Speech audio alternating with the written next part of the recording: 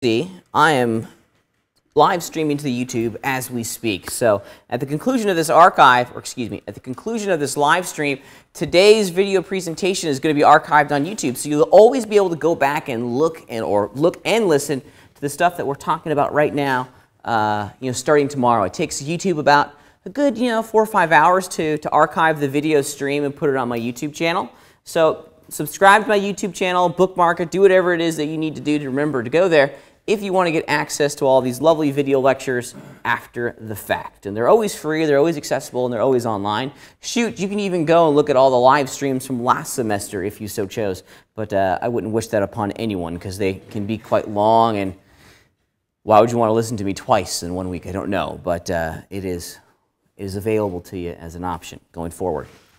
So this week, we're going to start working with Modo.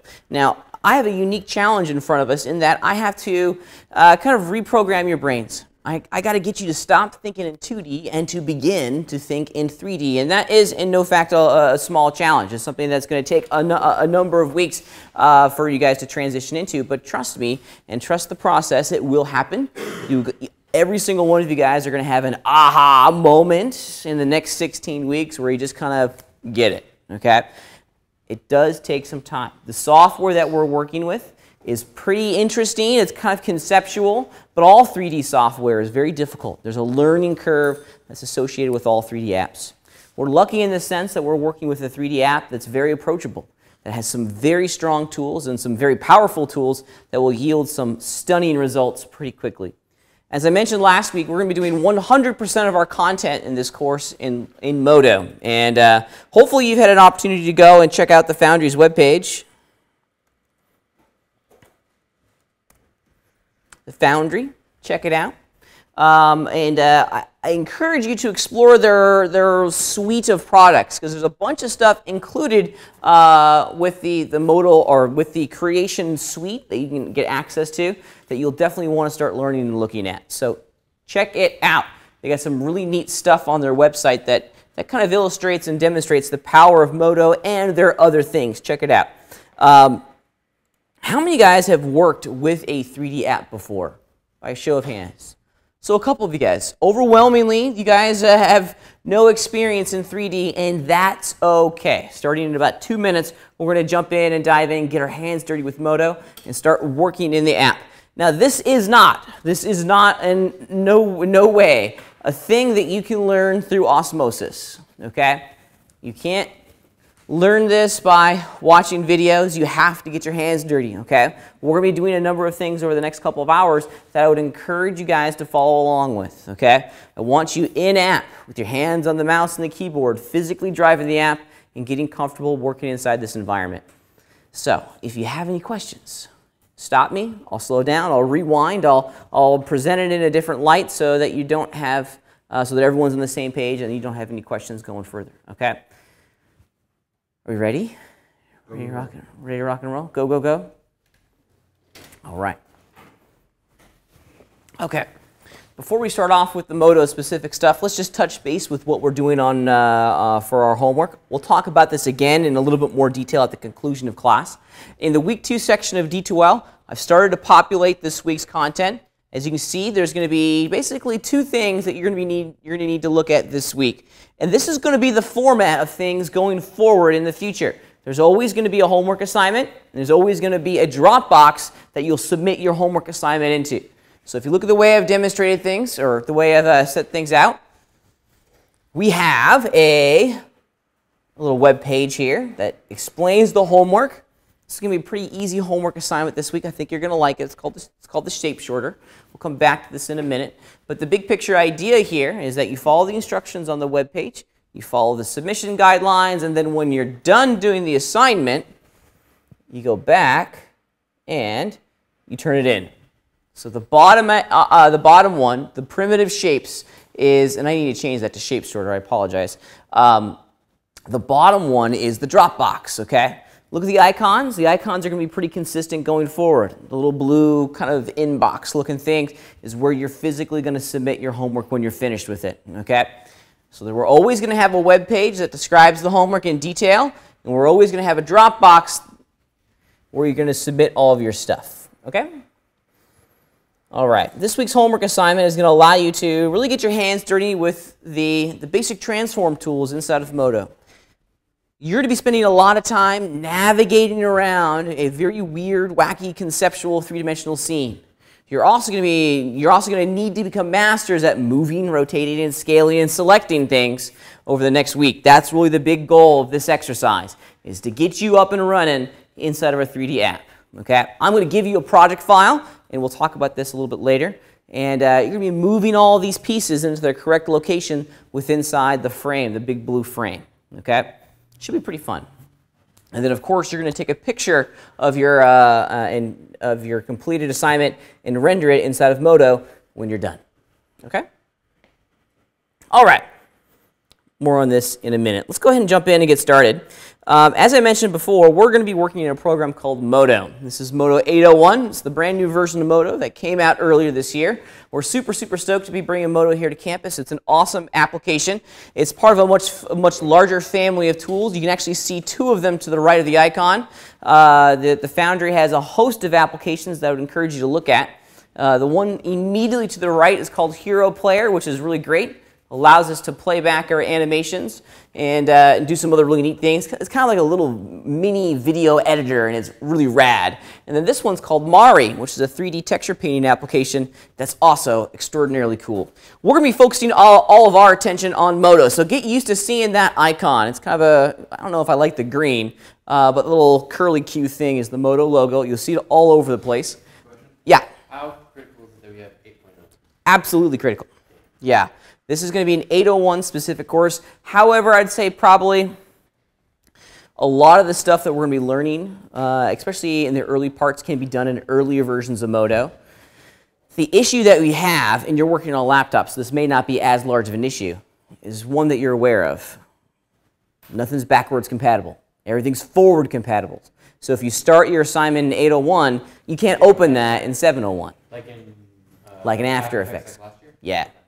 So that's going to be an issue for us. So, do my best to get yeah, do your best. Do your best.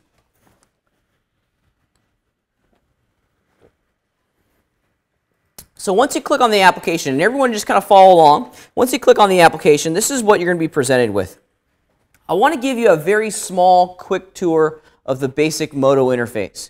And I have to kind of put a little asterisk next to everything that I'm about to say, because mine is going to look and behave just a little bit differently from yours. I've installed some plugins and some tools that make my interface ever so slightly different than yours, okay? But this is generally what it's going to look like. And the Modo interface is really broken up into 4 major zones. And I want to go through this really quickly. First zone, obviously at the top of the screen, all those lovely pull-down menus, all these guys, okay? All of this jazz. And there's a lot of menus with a lot of subtools. We're not going to go through them all, but just be aware that in addition to all the stuff that's on the bottom, there's some critically important menus at the top that adds a high degree of functionality to the application itself. Yeah?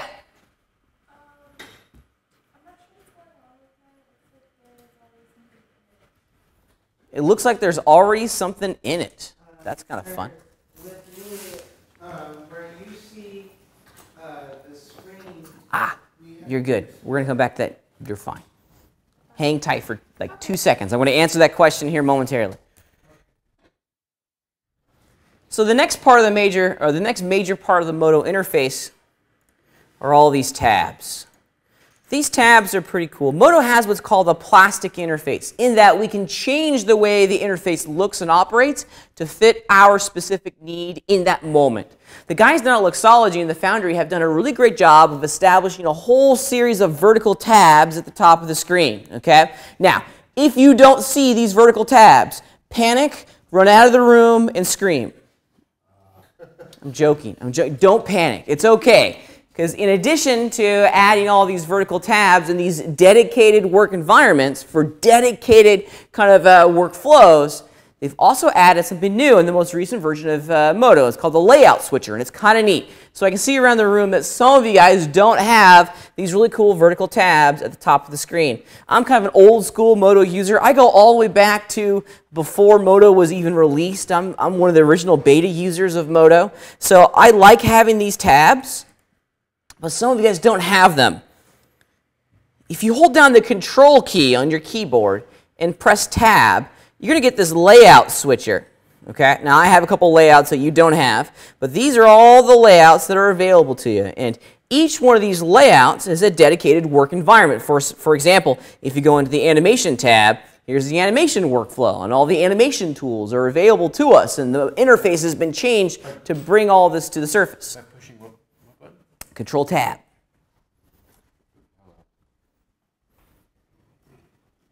There you go. Control Tab. I like the tab. Yeah, some people like the tabs. Some people don't like the tabs. If you're working in a small laptop, those tabs actually eat up a lot of your UI at the top of the screen. However, if you're on a larger screen, those tabs are definitely a welcome addition to our workflow. If you look carefully, one of the layouts in the layout switcher is this little folder, and this is that tabbed interface. And for one, I like working in the tabbed interface. It's very easy for me to switch around into the environment that we have. So find yourself in the tabbed layout if you can. I think it's going to be a little bit easier to work. Okay? As I mentioned a moment ago, each one of those tabs or each one of those layouts is really a collection of windows and tools and workflows that promotes a specific segment of the 3D production pipeline. Okay? You can actually almost in front of you see the production pipeline unfolding you inside of each one of those tabs. Now, some people may disagree with the sequence, but you can kind of see it. We're going to model stuff, we're going to texture and paint our models, then we're going to rig our models, and then we're going to animate our models, and then we're going to render our scenes. Yeah, question? What's the difference between painting and UV mapping? UV mapping is the process of taking our geometry and kind of unfolding it so it lies flat. We got to have UV maps before we can paint. So the sequence is a little, it is what it is. We can't change the sequence of the way the tabs show up in the interface, but it kind of illustrates loosely how we're going to be working inside the 3D pipeline. Okay? So explore these. Yeah, go ahead, Nathan.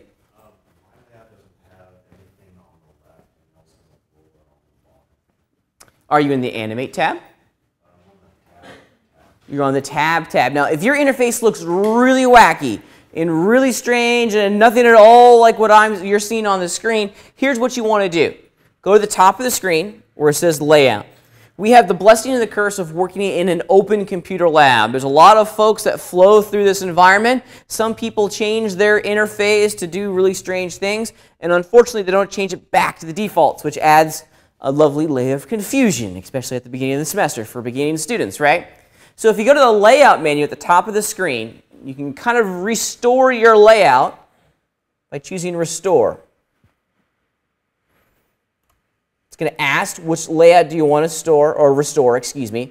And I'm going to choose Tabbed, okay, and hit OK. And that's going to kind of redraw the entire interface, okay, and restore that original layout configuration.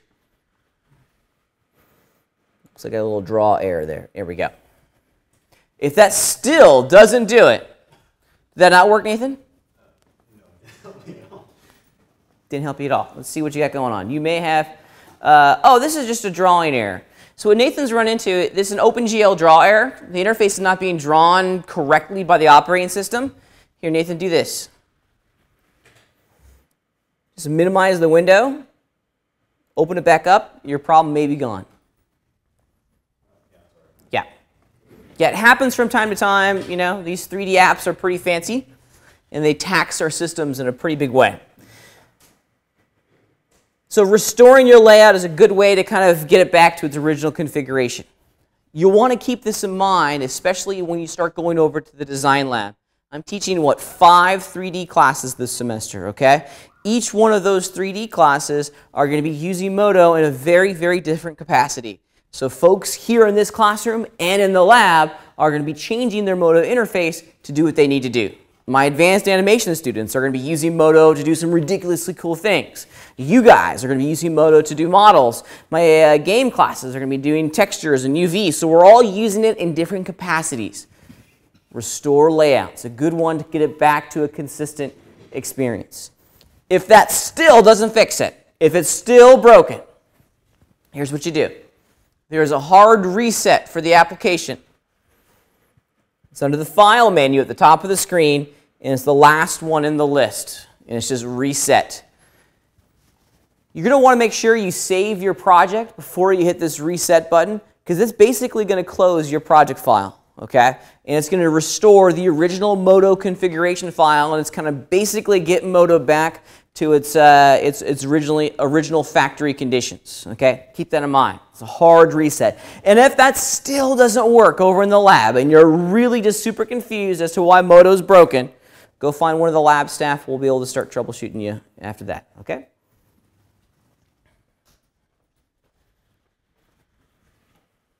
Okay, so each one of these tabs at the top of the screen really brings to the surface a specific 3D modeling task. Of course, we have models. There's not much of a difference between model and mod quad. The model tab and the model quad view in function are identical. The way the interface in the center is changed. Now we have our standard kind of four screen layout. If you're coming from another app like 3D Studio Max or Maya, this is your only option, okay? I, for one, never use model quad. I'm a single model viewer guy. I don't need this window anymore. But it's there. It's there if you'd like it. We also have an environment that allows us to do some 3D texture painting. We have a really cool tab here that will allow us to do some retopologizing, something that I don't even want you guys to think about until you get to 410. Retopologizing is the down-resing of a mesh from, like, let's say if you scan someone's head, do like a laser scan, get a 3D model of their head, you're going to get a mesh that's in the hundreds of millions of polygons. Just a tremendous amount of detail. The scanners that they have will scan and pick up resolution and detail of your pores. It's just crazy, right? We don't want to work with that kind of geometry because it's just way too big. It's way too taxing for our machines. So what we do in the retopology world is that we take that incredibly high resolution, dense mesh, and we make a low-res version of it. Super advanced. That's another kind of 410 issue. More on that later. Okay, but there's a lot of really good tools in the Topo tab. When you get to 424, we're going to hang out in the UV tab quite a bit. The Layout tab will allow us to very quickly populate a scene with some pre-built models. As you can see, I have some trees down here, and I can just simply double-click on one. I'm not going to load the textures in, but there's my tree. Woo, pretty cool. Okay, awesome. There's also the Setup tab. This is where we're going to do all of our rigging. As I mentioned last week, rigging is the portion of the 3D art pipeline where we infuse an internal skeletal structure and kind of the machinery of our characters so that when we animate them, they deform correctly. We have an entire work area dedicated to those tools. The Animate tab is a little self-explanatory. This is where we're going to be doing all of our animation. And last but certainly not least, we have the Render tab, which is where we're going to be setting up our shader tree and asking the computer to follow a number of parameters to draw a picture for us at the end of the day. For this class, we're basically going to be hanging out in one of two tabs. Of course, the Model tab. That's going to be your home away from home. But we're also going to be spending a lot of time in the Render tab as we ask the computer to draw a picture for us. Every single project that we do in here, you're going to model something, and then you're going to render it. The only way to get good at working in any 3D app is to do a lot of it, right? We're going to go through our iterations pretty quick. We're going to model and render, model and render, model and render. Every week you're going to be submitting two different things. One's going to be your model file. The other is going to be the render, the picture. Okay? We'll talk about that a little bit later tonight. Okay?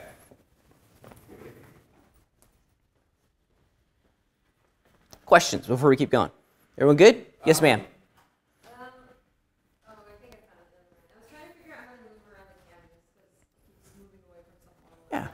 Hang out for like 5 minutes. We're going to talk about that coming up soon. Yeah. Can you look at this real quick? So I made just a thing, but it doesn't show up. Hit A. Here? Oh. There it is. All right. So let's return to the Model tab, and let's start working with some fun things in here. And I'm just going to make a new project file. Okay. I'm going to jump ahead just a little bit. I want to ask you guys to make a model with me real fast, just so we have something in our 3D scene that we can play with. Because living inside of a 3D scene that's empty is kind of boring, right? Yeah. I already You can, having a ton of trees is not a bad thing for the moment. Yeah, just leave them there, and we'll talk about how to delete stuff here in a minute. So here's what I would like you to do. I would like you to go to the top of the screen where it says Geometry.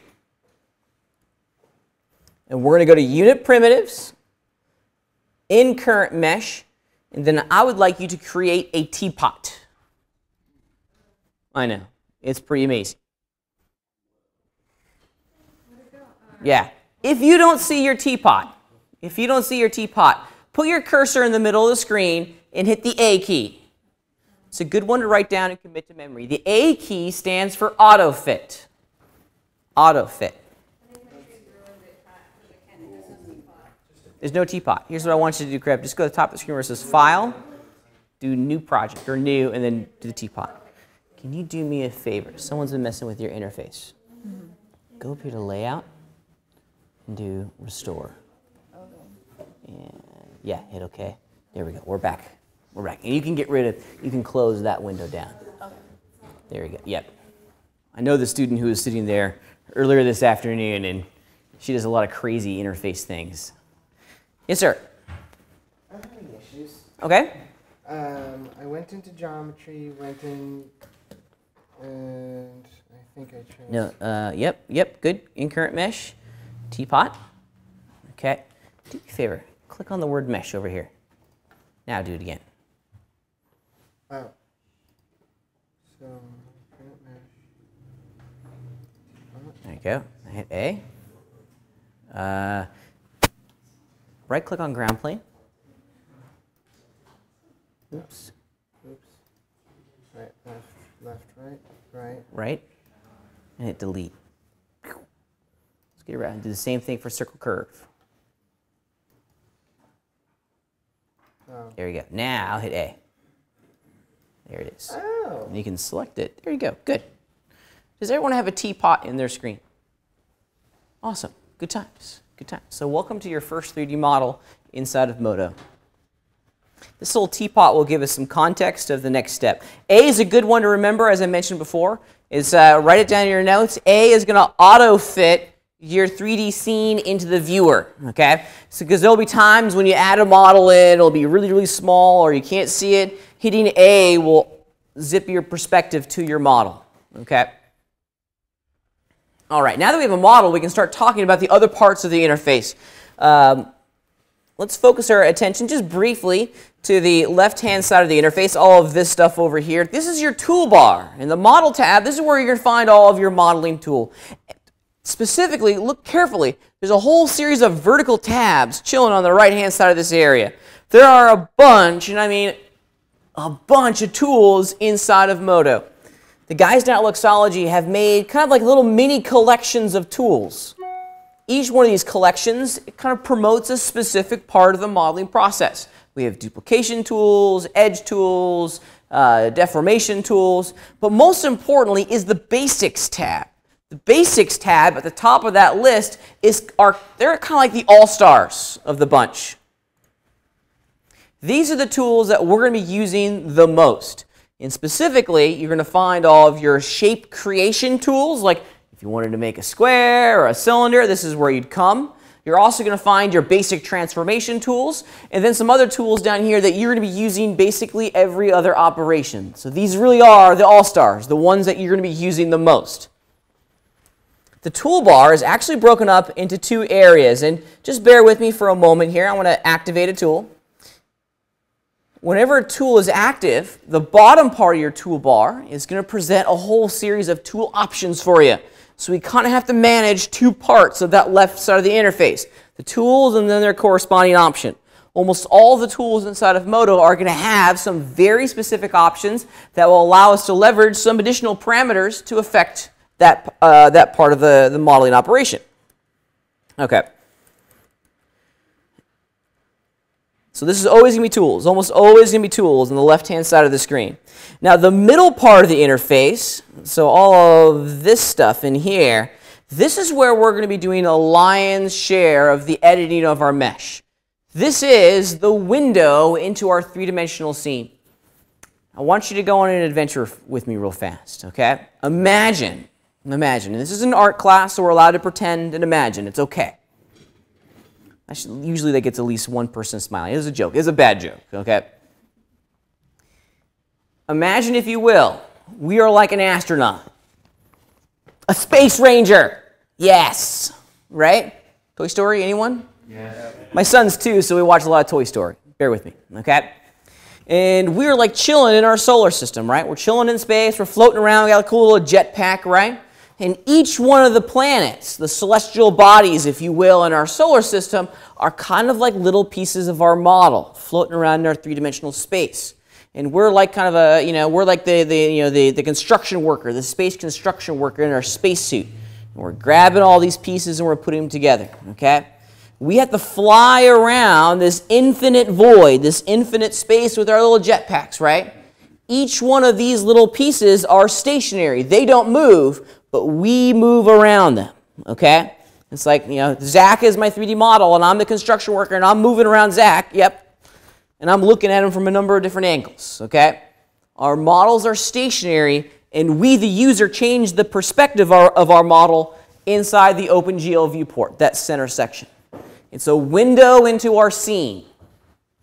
Let's explore how we can navigate around inside of our scene. Because I want to see like the front part of the teapot. I want to go check out the spout, or maybe the bottom side.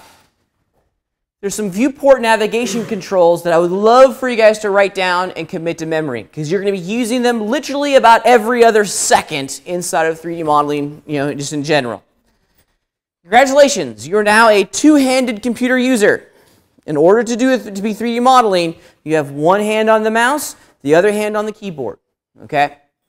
Get comfortable working with one hand on the mouse, other hand on the keyboard. I want to be able to orbit my scene like this and rotate my perspective with inside my 3D scene around so that I can see every asset of my 3D model. To rotate your perspective inside your OpenGL viewport, you're going to hold down the Option key and left mouse button drag. Okay? Option left mouse button is going to allow you to orbit. This is the fancy word for rotate. I can't just use the things at the top right? No, you're not allowed to use those. What? So that's also It's bad. just Alt on if we're on Windows, right? Correct. If you're on Windows, it's going to be Alt key. You got it. So it's Option and left mouse button? Option left mouse button is orbit. You got it.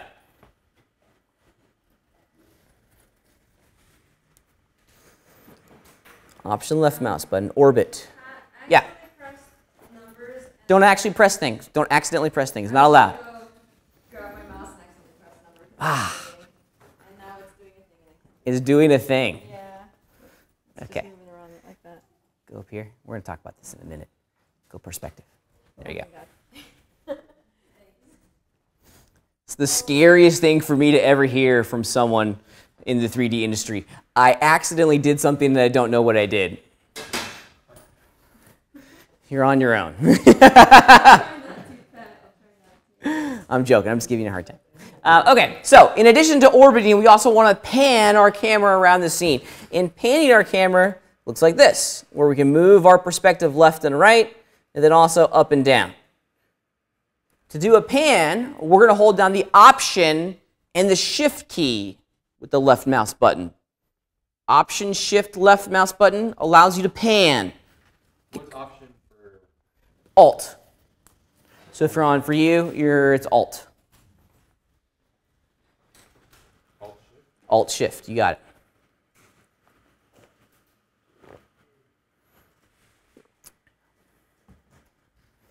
So orbit is the Option key. Option Shift with the left mouse button is going to do the pan.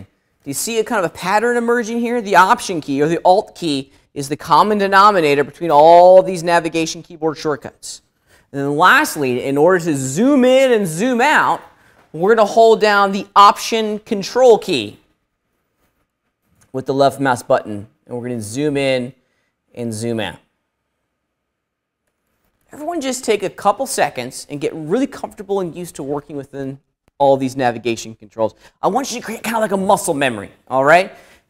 The faster and the quicker you get used to just zipping around your scene, the more comfortable you're going to be creating shapes inside of Modo.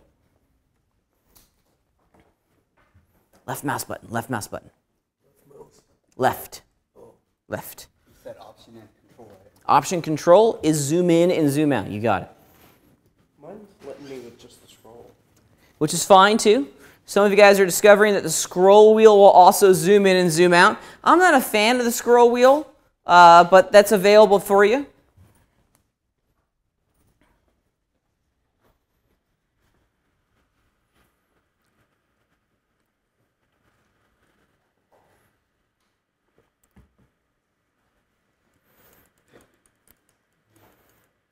Yeah, go ahead.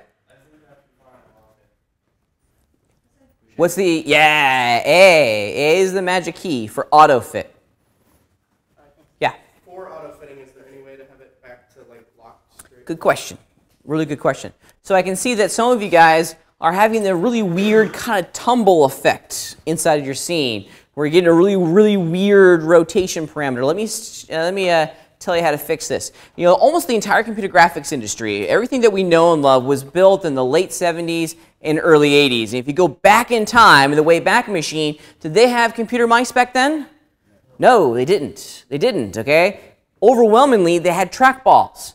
If you're getting a really weird rotation kind of angle thing and it feels very uncomfortable, your trackball rotation parameters is enabled. Let me show you how to turn it off, and this is something that I would like everyone to do. If you put your mouse cursor in the center of your OpenGL viewport, hit the O key, O as in October, and you're going to open what's called your viewport properties. This little window is going to drive how this specific viewport is drawn in your interface. And there's a whole bunch of vertical tabs on the right. I want you to go to the Drawing and Control tab. And down at the bottom, there's a category called Mouse Control, and turn trackball rotation to no. And now your viewport navigation should feel a little bit more comfortable. The O key. O is in October.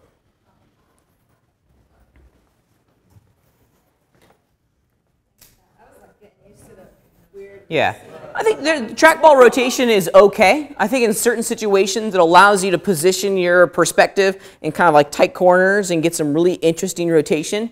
But I think for most people, what's comfortable is turning trackball rotation off. As you can see, I have mine master set to no because I just don't really use it like at all. Unless you have a trackball, it's kind of pointless. Even with a trackball, I would imagine it's kind of pointless. Yeah. Do they even sell trackballs anymore? Yeah. Yeah. You've seen them around? Once in a while, it's got the track red one. Yeah. I haven't seen a trackball in years, but Rarity, but still. okay. Now that we're getting a little bit more comfortable orbiting around our scene, let's talk about some of the other widgets that you see inside of your OpenGL browser. We're going to start at the top right-hand corner, top left-hand corner. There are 3 oval buttons in the top left-hand corner. One says perspective, or it potentially says perspective. Another says advanced OpenGL. The last one says RayGL : off. Start with the first one. They don't say that? Just hang out for a second. Okay? I'll probably show you how to change it. Do you see those 3 buttons, Criff? It says perspective texture. If it says texture, that's fine. Yeah. So the first one is going to define how we are viewing our 3-dimensional scene. Right now, the default is perspective, and we're allowed to orbit around in our scene and check out our objects from a number of different angles, right? Rock and roll. Pretty neat. It's definitely the most flexible. But at times, we're going to want to change our perspective within inside of our 3-dimensional scene to maybe look through, oh, I don't know, like the top. Or maybe we'll want to see our scene from the right or the left. These are called orthographic viewports. We're basically seeing a 3-dimensional scene from a kind of defined perspective, a defined orientation that lacks the ability to orbit around. Let's check out our scene from the top. And now, there's my little teapot, just chilling in the scene. I can see it from the top. If you look really carefully, you've probably noticed that my ability to orbit is gone. I'm holding down the Option key and dragging with my left mouse button, and all I'm getting is the pan. The zoom still works. The pan still works as normal, but we're only allowed to pan and zoom in these 2D orthographic views. These 2D orthographic views are fantastic. It allows us to work with a high degree of accuracy. Believe it or not, placing things within inside of a larger scene can be a little bit of a challenge. Making sure that everything's lined up, where it needs to be can be an issue. Zipping in and out of these orthographic viewports is attractive. It allows me to work quickly with the accuracy that I need to make more complex environments. Of course, we can look at our scene from the front, the right, the left, and perspective. There's two other ones down in here that we'll talk a little bit about in a couple weeks. There's camera and light. The camera one is a little self-explanatory. If you were to go into your camera and just do current selection, you were getting some feedback as to what your render camera is seeing. So it's as if we're looking through the viewfinder of our camera at home, right? This is what the computer is going to take a picture of when we hit the render button. I want to go back over into perspective and move on. So feel free to change those whenever you want. You're going to see me changing them a lot when we start modeling complex things. The second button is going to drive how the computer is going to draw just the OpenGL viewport, so just this viewport here. The default is Advanced OpenGL. Yours might be changed to something else if someone had changed it. And the Advanced OpenGL shading system is going to give us textures. It's going to give us the illusion of the lights that are in our scene. It does a really great job of communicating how our scene is going to look when we hit that render button. However, it's not the only way to draw our scene. For example, we can look at the wireframes of our mesh. We can also look at it as solid shaded. I mean, there's a lot of different ways to view our scene. Some of the fun ones are ghost tone. There we go. Ghost tone, that's kind of cool. Some people live and die by ghost tone. It just really works for them. They're able to see their forms better, and that's fine. Whatever works for you. There's no wrong way of doing it. There's also a cell shaded one that's kind of fun. That's kind of neat. Yeah, it's kind of fun. And then I use the reflection one, honestly, quite a bit. The reflection map allows me to see if there's any sort of weird topographical issues with my 3D geometry before I hit the render button.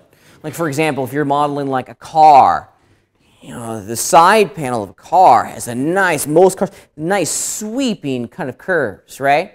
If there's one vertex that's out of placement along that side panel, it's going to look as though someone walked up next to it and like whacked it with a golf club. You'll see a little divot in there. This is the best way to see if there's any sort of issues with your mesh before you send it to final render. Let's turn this off. Let's go. I almost always keep mine on Advanced OpenGL. Last but not least is this RayGL option. And historically, you want to keep this off. This is something that's really designed to be a preview, and it's kind of really neat technology. Your OpenGL window in the center here is going to turn into a preview of the final render.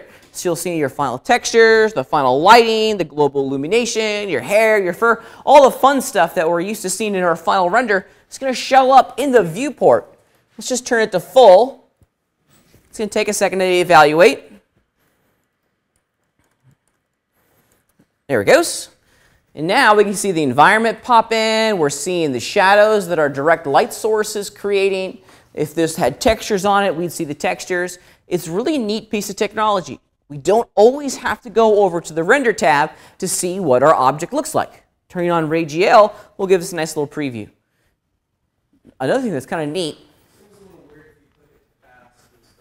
Yeah, fast is really designed to only give you the direct illumination stuff. So it's only going to give you your direct light sources. It's not going to evaluate the global illumination engine and some other neat things. It's supposed to be as quick and as fast of a way for the computer to give you a preview.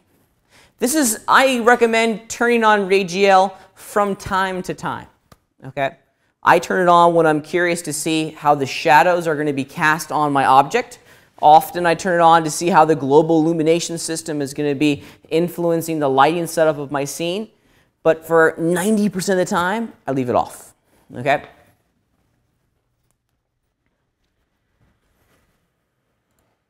There we go. All right. Now, in the upper right-hand corner of the screen, we have a number of little widgets that you don't want to touch, okay? And it's not that it's going to, like, you know, rip a hole in the space-time continuum. It's just kind of like bad form, okay? These little buttons up here are the pan, orbit, and rotate, or the pan, orbit, and zoom tools that we learned a moment ago. I recommend that you don't rely on these little buttons to work your interface, because it's going to slow you down. It's going to force you to take your mouse away from the area that you're working in.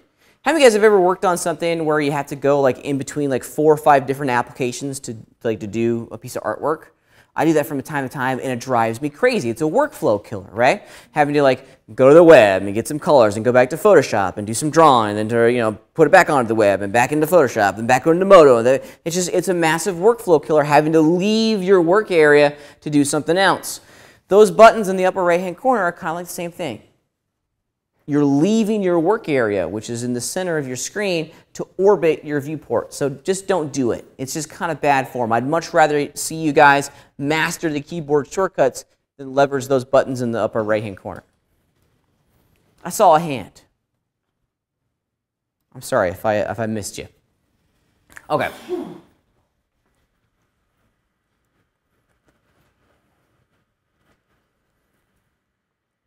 Okay. Let's talk about what we see in the interface now, or in the viewport, because there's a lot of stuff happening in that central part of the interface that's critically important for what we're doing as 3D artists. I would like you guys to go into the Wayback Machine. Some of you are going to go way back further than others to 10th grade geometry. 10th grade geometry. 10th grade geometry, you were plotting points. You were plotting points along a 2D Cartesian grid. You guys remember that? Yeah? Everyone remember that? You loved to hate it after a while? The grid that used to look like this, right? And then there's a whole bunch of little ruler markers that looked like this. Each ruler marker represented a value of some kind. Okay? 2D Cartesian grid. Do you guys remember the labels for each one of these axes? What's this axis right here? This is the X. Okay, and this one is the Y. Okay, now if you were to describe the role of the x-axis to someone who's never even taken a geometry class, how would you describe its role? Yeah, the horizontal. That's right. The x-axis is the horizontal axis. Okay, in my mind, it's left to right, horizontal, this way. The y-axis is its inverse, right? So what is the y-axis? Vertical. It's up and down, right? Up and down. This we know from 10th grade geometry, okay? At the intersection of each one of these axes, we have a very specific point. In 10th grade geometry, you associated a number with this intersection. What was that number? 0, 0, right? 0, 0. You got it. Yes, you guys all passed 10th grade geometry. Good job. Woo, I'm proud of you. Not everyone passed. In previous semesters, not everyone passed. 0, 0. We're working within a third dimension here, right? The z-axis. You got it. So we have the x, the y, and the z. X is horizontal, y is vertical. But what in the world is that z-axis? It's depth. I love it.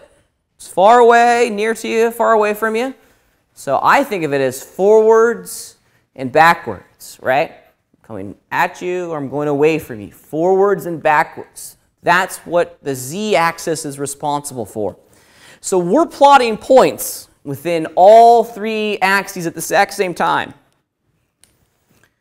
We share some common elements to that Cartesian grid that you saw in 10th grade geometry. We too also have a location within inside of our universe that's 0, 0, and of course the third 0 for z. Does anyone know the name of this? The origin.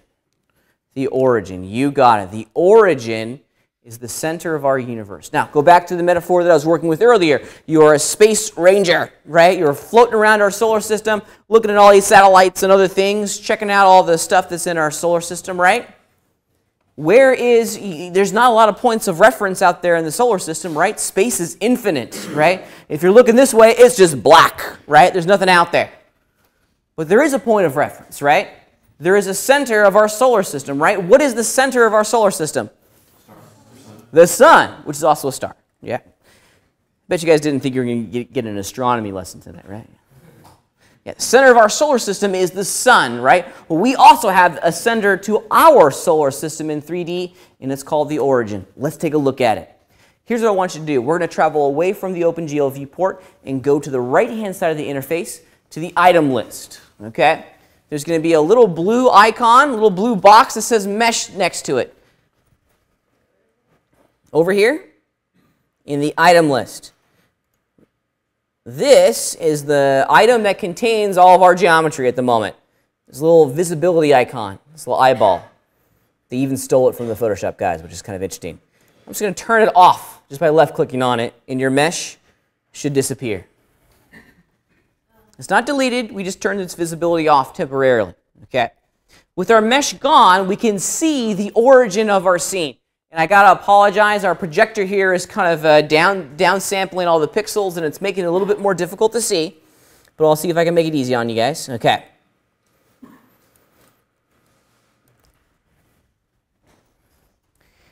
There's a grid in your OpenGL viewport.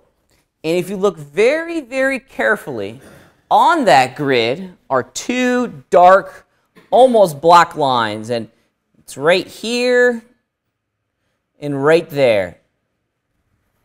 All right, again, it's being washed out of the projector. For that, I apologize. You can kind of see it here.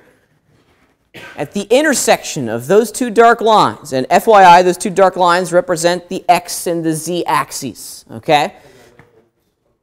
They are labeled. At the intersection of those two lines, what is it? The origin. The origin, okay? And I'll put my mouse cursor on it so you guys can see it inside of our grid. It's right there. You should see it on your screen, okay? Look very, very carefully in your screen. Two black lines are the representation of the X and Z axis, and where they cross, that is the origin of our scene. That's the center of our universe. It is the sun inside of our solar system, okay? The origin of our scene is critical. It's the grand common denominator between all 3D modeling and animation packages. There are very few things that are standardized inside of the 3D industry. The origin is one of them. In a large production pipeline, so if you go work for Industrial Light and Magic or Pixar or Sony DreamWorks, you're going to be working in huge teams, right? And you're going to be transferring your information from person to person because every single person has a different role within inside the larger production pipeline, right? Well, if I make my model at the origin and give it to Dylan over there, he's going to know precisely where to look for that model, right? Because his machine understands where the origin is, and my machine also understands where the origin is. It's the one element inside of our solar system that every single artist is going to see, they're going to understand, and they're going to know where to look for stuff, okay? It's the only landmark. It's the only road sign that we have. If you model away from your origin, you're on your own. I'm not going to be able to find your stuff, potentially, okay? That's a big problem. In addition, all of our tools work a whole lot better when our models are chilling at the origin of our scene. New workflows become available to us. The machine operates better. We'll be able to work in symmetry. So instead of having to do, like when you're modeling a character, right? I could work on both sides of the model simultaneously. It's pretty neat. It's awesome. All features that are available to us if we put our stuff at the center of our solar system. Yes, ma'am.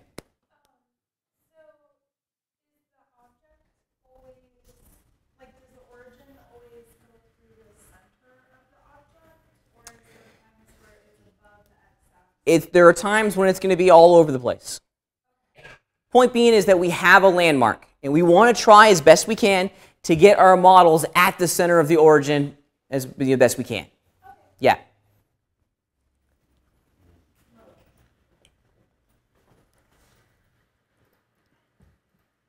Okay.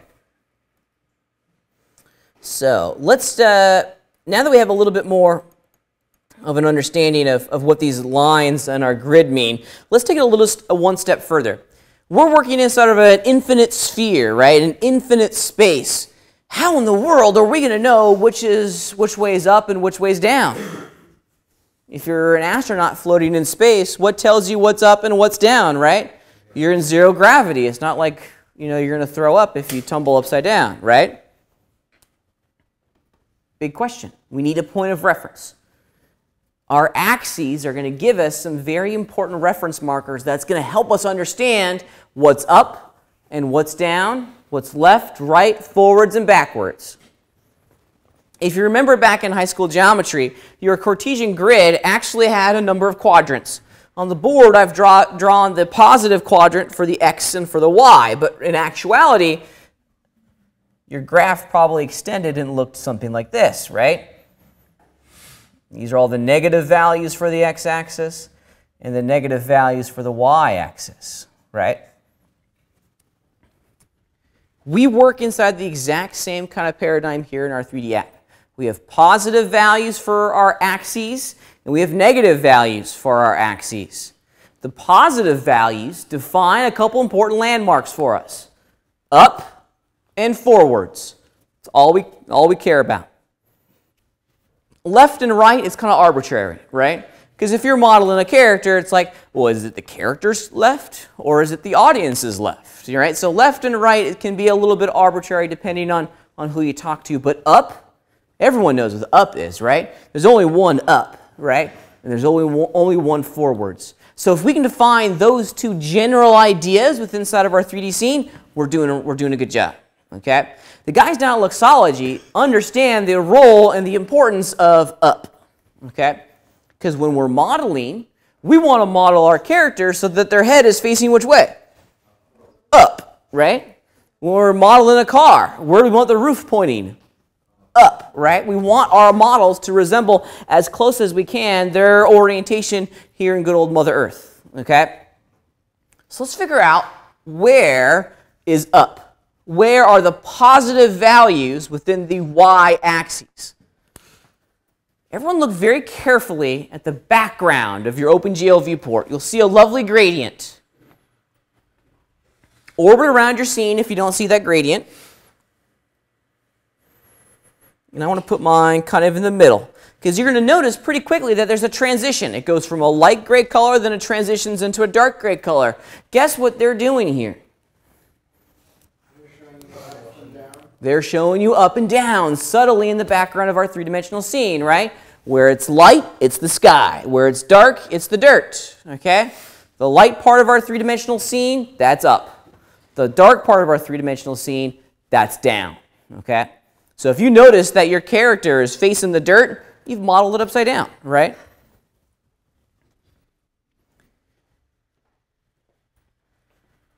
The background gradient of our scene is going to help us almost instantly notice which direction the positive y is in. But the other two axes, it's a little bit more of a challenge to figure out their positive values. As I mentioned before, we care exclusively about positive y because that represents up, right? And we also care about the positive z, which represents forwards, right? Or the front of our scene. Because we want all of our characters facing the front, the positive z direction inside of our three-dimensional scene, and facing up along the positive y. Yes, sir, and then I'll get you. Yeah? On the end of the line, as it shows, if you look at the edge of the black line, it will show it plus or minus. Perfect. Perfect. I'm glad you noticed that. We're going to come back to that in a minute. Carissa and then Craig. Is there a way when you're modeling the object to rotate it around an axis, or like once you're modeling it, it's like stuck there? Nope. Everything is editable. So we can change everything at any moment of the day. It does not matter. Nothing's set in stone. I want to show you how to move, rotate, and scale after our break. Correct. Yeah. Positive z is forward? Positive z is forwards. Okay. We've already defined what positive y is, or where we can find positive y, but let's look to see if we can find positive z. There are a couple little landmarks, a couple little interface things in the OpenGL viewport that will help us understand these, or the location of these landmarks. Ooh. Yeah, I'm all right. If you look very, very closely, and it's subtle and it's small, at the edge of our grid, they're going to be little indicators, okay? Yeah, they're really small and they're really faint, but they're there.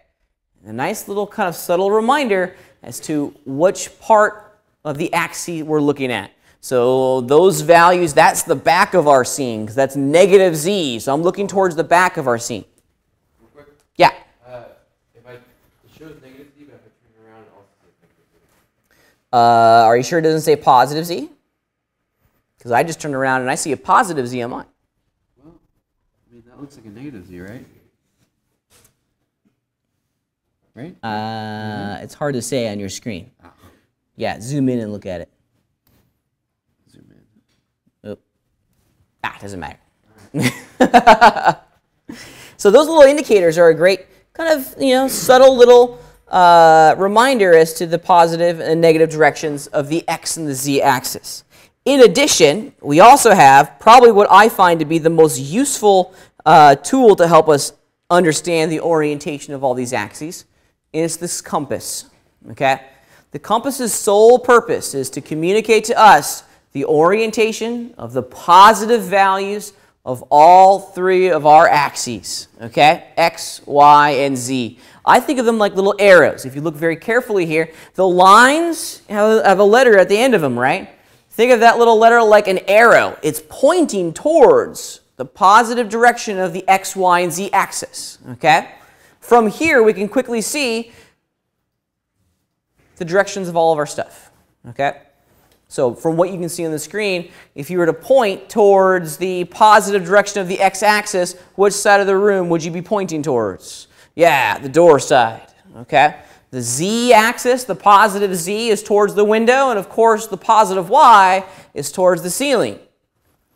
This is a really good indicator to have inside of our viewport, because if we're looking at like the bottom of our model, or if we've tumbled our viewport to a point where things are topsy-turvy, we still have a good understanding of which way's up, which way's forward, and which way's left or right. Now, with my viewport orientated the way it is, where's up? Down. Yeah. Is this as clear as mud? You'll get used to it. You'll get used to it. Okay? It's a little strange, isn't it? It's a little strange, but you'll get used to it. Trust me. Trust me. Okay? All right.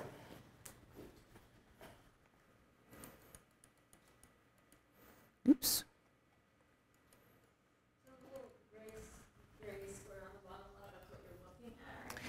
The little gray cube is something that we're not going to talk about this week. We're going to explore it next week. As a preview, it's called the work plane. It's the indication as to the current orientation of your work plane. Yeah, it's that white mesh, right? Yeah. Yep. It's a plane. It's not a mesh. It's a plane. It's a grid. It's a snapping grid, to be more specifically. And looking at this model, it seems a little more smooth than like how video games do it. Yeah. Different. It is. That's a good observation, Dylan. If you look at the teapot, it looks very, very smooth, right? You don't see a lot of hard edges, a lot of really obvious polygons.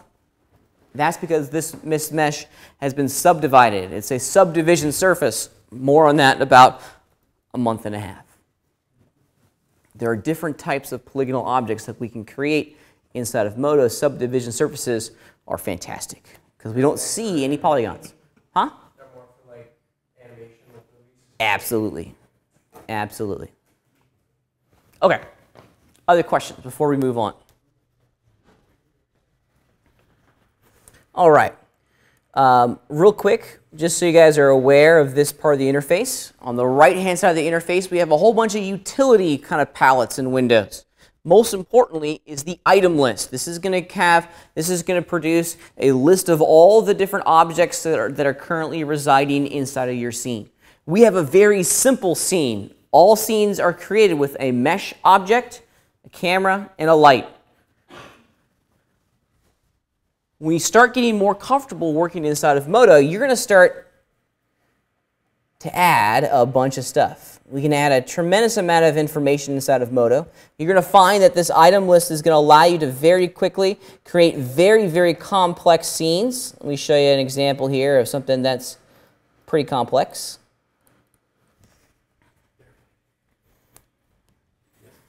No, this is my boat. Opening a project file. Let's wait for it. There we go. Okay. Let me make sure everything's on. So this is a project file that I've been working on for many, many moons. Make sure all my mirrored elements are on. Excuse me for a moment. Ignore the man behind the curtain. I'll give you a subject to talk about. Jumbo shrimp are neither jumbo nor shrimpy. Discuss. Anyone? Coffee talk? No? Okay. Just me. Wait, shrimps, jumbo shrimp aren't shrimps? Whoa. Okay.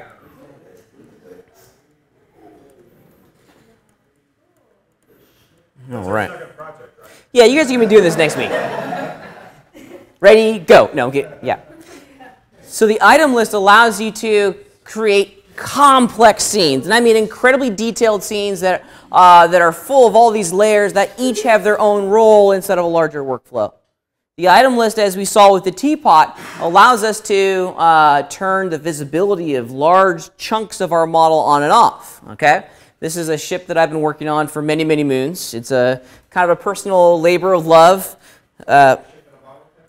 Very much so. This is actually the HMS Victory. It's a real ship. It's the British flagship of kind of the Lord Nelson era, circa like 1815, right around there. Okay, I actually started this. I shouldn't say this, but this was a project that I did on my first winter break as a teacher. Because I discovered, hey, I have like 4 weeks off now of nothing to do. Awesome, what am I going to do? Being the massive nerd that I am, I said, I want to make me a 3D model of the HMS Victory, right? Instead of playing video games, this is what I did. And I had it in my mind, I was like, I can just bang this out pretty quickly, right? I got 4 weeks. Yeah. Still not done yet. Still not done yet. Okay. Because I keep adding detail, keep adding and adding and adding and adding. I did it just for, it's just my own personal project, something that I've wanted to do, okay? Maybe. That's your final project, is to bring in a rendering at some point. So that takes a while, right? Let's turn on RayGL. Okay. Let's see if it will produce a preview render of what this thing looks like, because you're actually not seeing all the pieces. I'm using some really cool Modo technology. Here we go. Let's think. I want to melt my. There we go. All right. Yeah. My little laptop is sounding like it's about to take off right now. Yeah. I'm doing this on a laptop, which is maybe not the best thing to do. I have a production station at home that's not a laptop, where all this goes a little bit faster. Yeah, now you can see all the Canon doors starting to pop in down here. So each one of these has its own door. I don't think I have the Canons on, but there's Canon. Huh? Probably not. Probably not. Probably not. Yeah. You should do another boat and then have them battle. That would be rad. Okay, let's turn it off for a second. Here, let me do this. This will be a better way of communicating some of the details. I'll turn all my replicators on, then you can actually see some of the stuff. Oops. I already broke it. It happens. Yeah. Bringing my computer to a crawl. Here we go. So this wouldn't be possible without having an environment like the item list that will filter my scene. I can turn things on and off. I can work in kind of a layered workflow, very similar to that of Photoshop. Okay, it's great. I really like it. Okay, it's a lot of fun. It's a lot of fun. I'm not sure if I have a recent render. I would imagine probably not. I'm also live streaming on YouTube right now, which is killing the performance of my little laptop. Yeah, last time I checked, we probably shouldn't be doing advanced 3D graphics live streaming to YouTube at the exact same time. That's probably not good karma, good computer karma. And it's the inside and the outside. That's why it's really incredibly detailed. So, yeah, I bought a book. I bought a book on the darn thing, right? Bought a book that had all the engineering schematics for the entire ship. And I ripped out all the pages of the book. I scanned them. And then I imported them as reference images and backdrops, and I basically made the model from the engineering schematics. So, yeah. So it's probably as close to a one-to-one recreation of the darn thing that we possibly can have. It's pretty great. Do all the internals. Yeah, yeah. All the floors are there. All the compartments are there. I'm not going to model all the pieces. You can animate all the door traps and put big cannons come out. That would be cool, right? I have cannons. I have cannons too. I don't think the cannons are on, or maybe they're not in this version of the project file. You know, someday you finish this, and you may be able to market it to some Hollywood company. Yeah. Doing a pirate. You know what's really funny?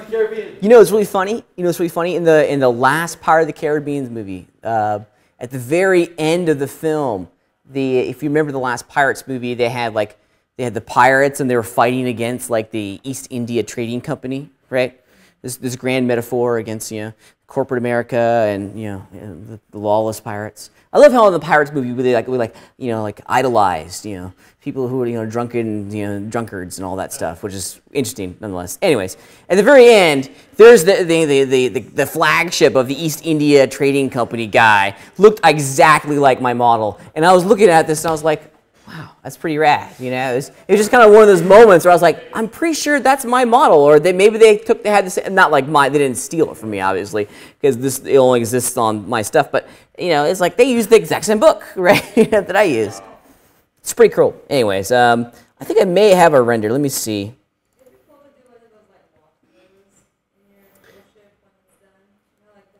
Of my little ship. How dare you?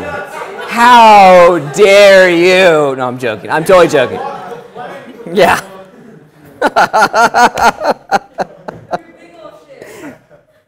Oh, man. I'm just giving you a hard time. Let's see. That's an old, super old render. Super old render. Are you going to put the sails? Yeah, this is actually a really, really old render. You can actually see the cannons in this one. I should pop out some new renders. Yeah, I should really pop out some new. These are kind of old. This still looks great. That's awesome. Is this the test animation that I did? Yeah. A long time ago in a galaxy far, far away. Chugga, chugga, chugga. I have no idea. Pretty cool. It's a lot of fun. It's a lot of fun. I dig it. Actually, I think there's this one. Hold on a sec. Yeah, I shouldn't do this because it's starting to chew down.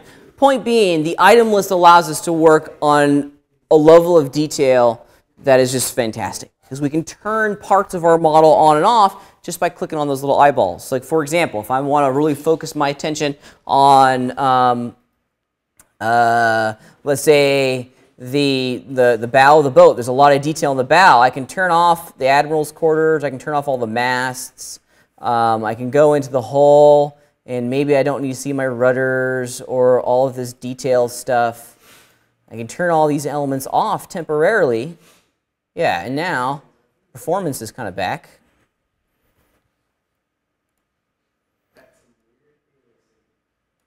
There we go. Now we're back. And I can work in kind of a much more real-time fashion on the parts of the model that demands my attention in this moment. Okay? So now I can go into the bow, check out all of its pieces, yeah, and continue working. Or not. There we go. Anyways, I think you guys are starting to understand the idea behind it, right? Okay. Let me close this project file before I melt my laptop. You know what's really scary?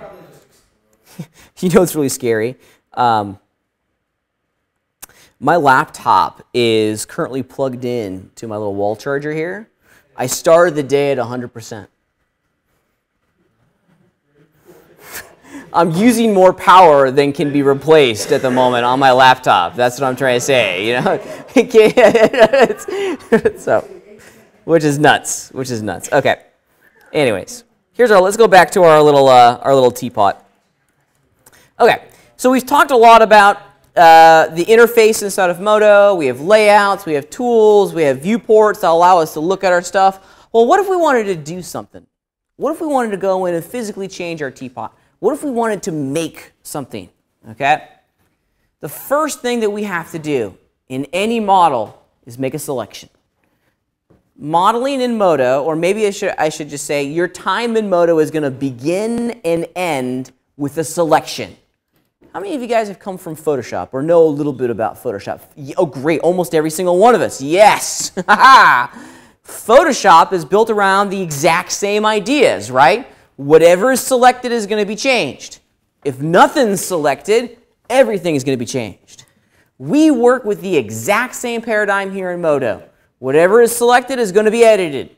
If nothing is selected, everything is going to be edited. Okay? So let's make some selections.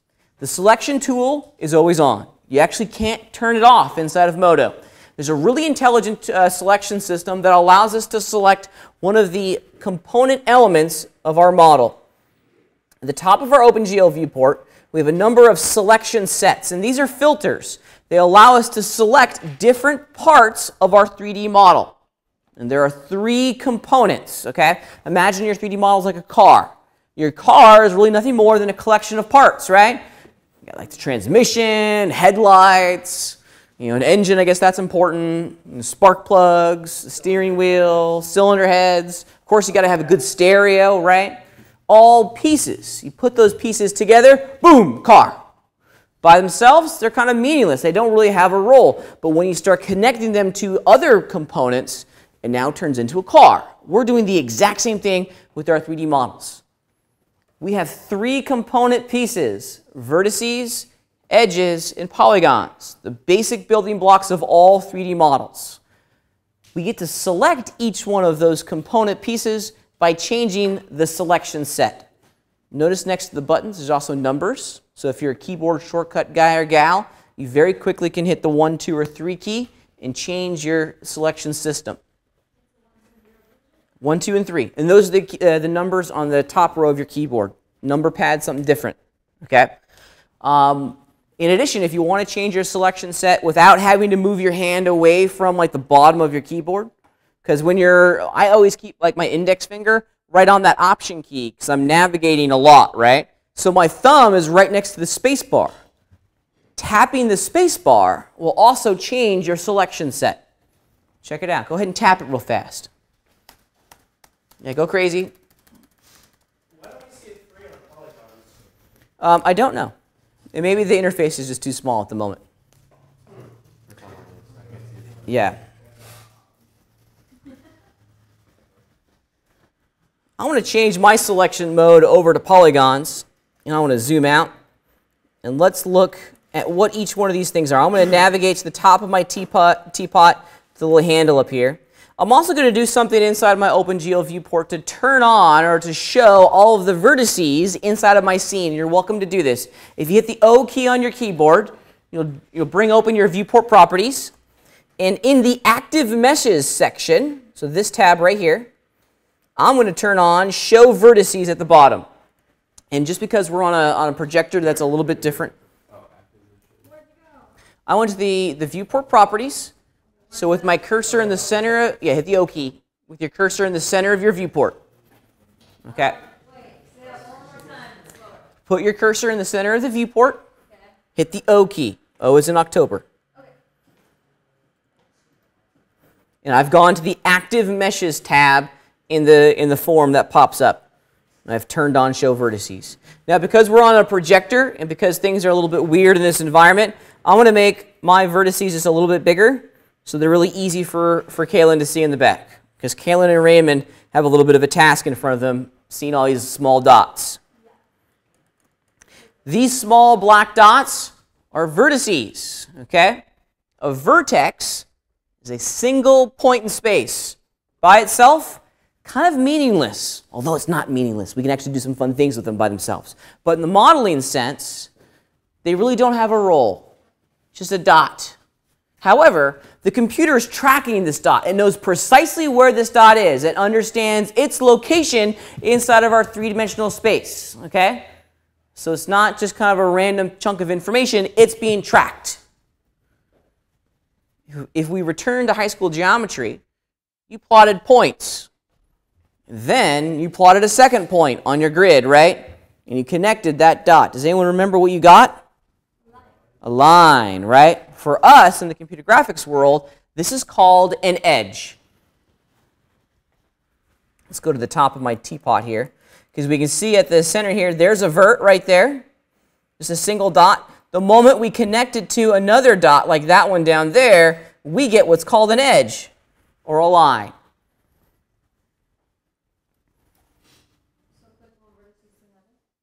I'm sorry, say again? Don't worry about that for the moment. We're just talking theory for a second, okay? When we add 3 vertices and connect 3 vertexes together, what do we get? Triangle. That's right. We get a triangle, our first surface, okay? And at the top of our little teapot here, you can see that surface. There it is. There's a triangle like that, okay? So one vertex by itself, just a dot. We combine 2 of them together, we get an edge. We combine a third one, we get a triangle. And then if we combine a 4th one into the mix, we get a polygon. Okay? A polygon in the computer is defined as a surface with 4 vertices. And there's a whole bunch of them on our little teapot. Here's one as an example. Okay? If you look very carefully, we have a vertex there, there, there, and there. And an edge is being drawn between each one of these vertices. Okay? Quad polygons are the gold standard. As modelers, these are the types of surfaces we're striving to complete and to generate. They're the most flexible. They're the most cross-platform.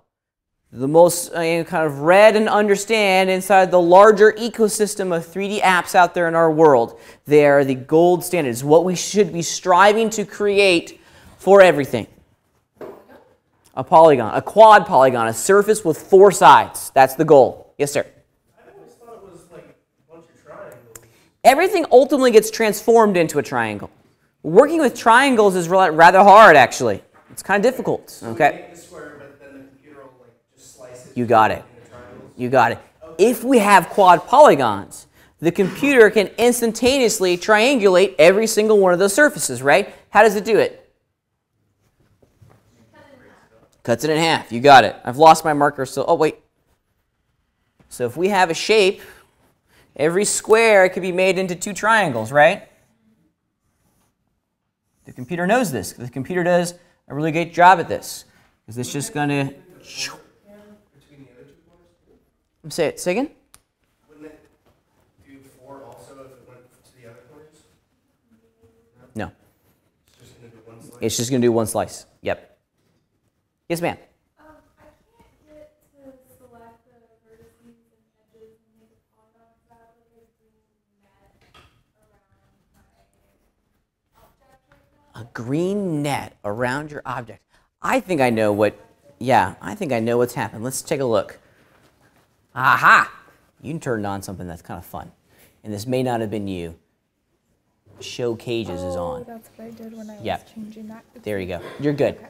There you go. You're on your way. Okay. So now that we understand the basic kind of surfaces and component pieces, let's talk about how we can manipulate them, how we can select them. We've zeroed in on what they look like. Now we can start working with them. Those selection modes at the top of the screen will allow us to choose which of those components we're going to work with. Okay? So we can't select all things at all times. We only can select vertices, or we only can work with edges, or we only can work with polygons. I'm going to switch my selection set over to polygons because it's going to be the easiest for you guys to see me demonstrate how to select stuff inside of Modo. I'm also going to turn off show vertices because I don't need them anymore. Okay.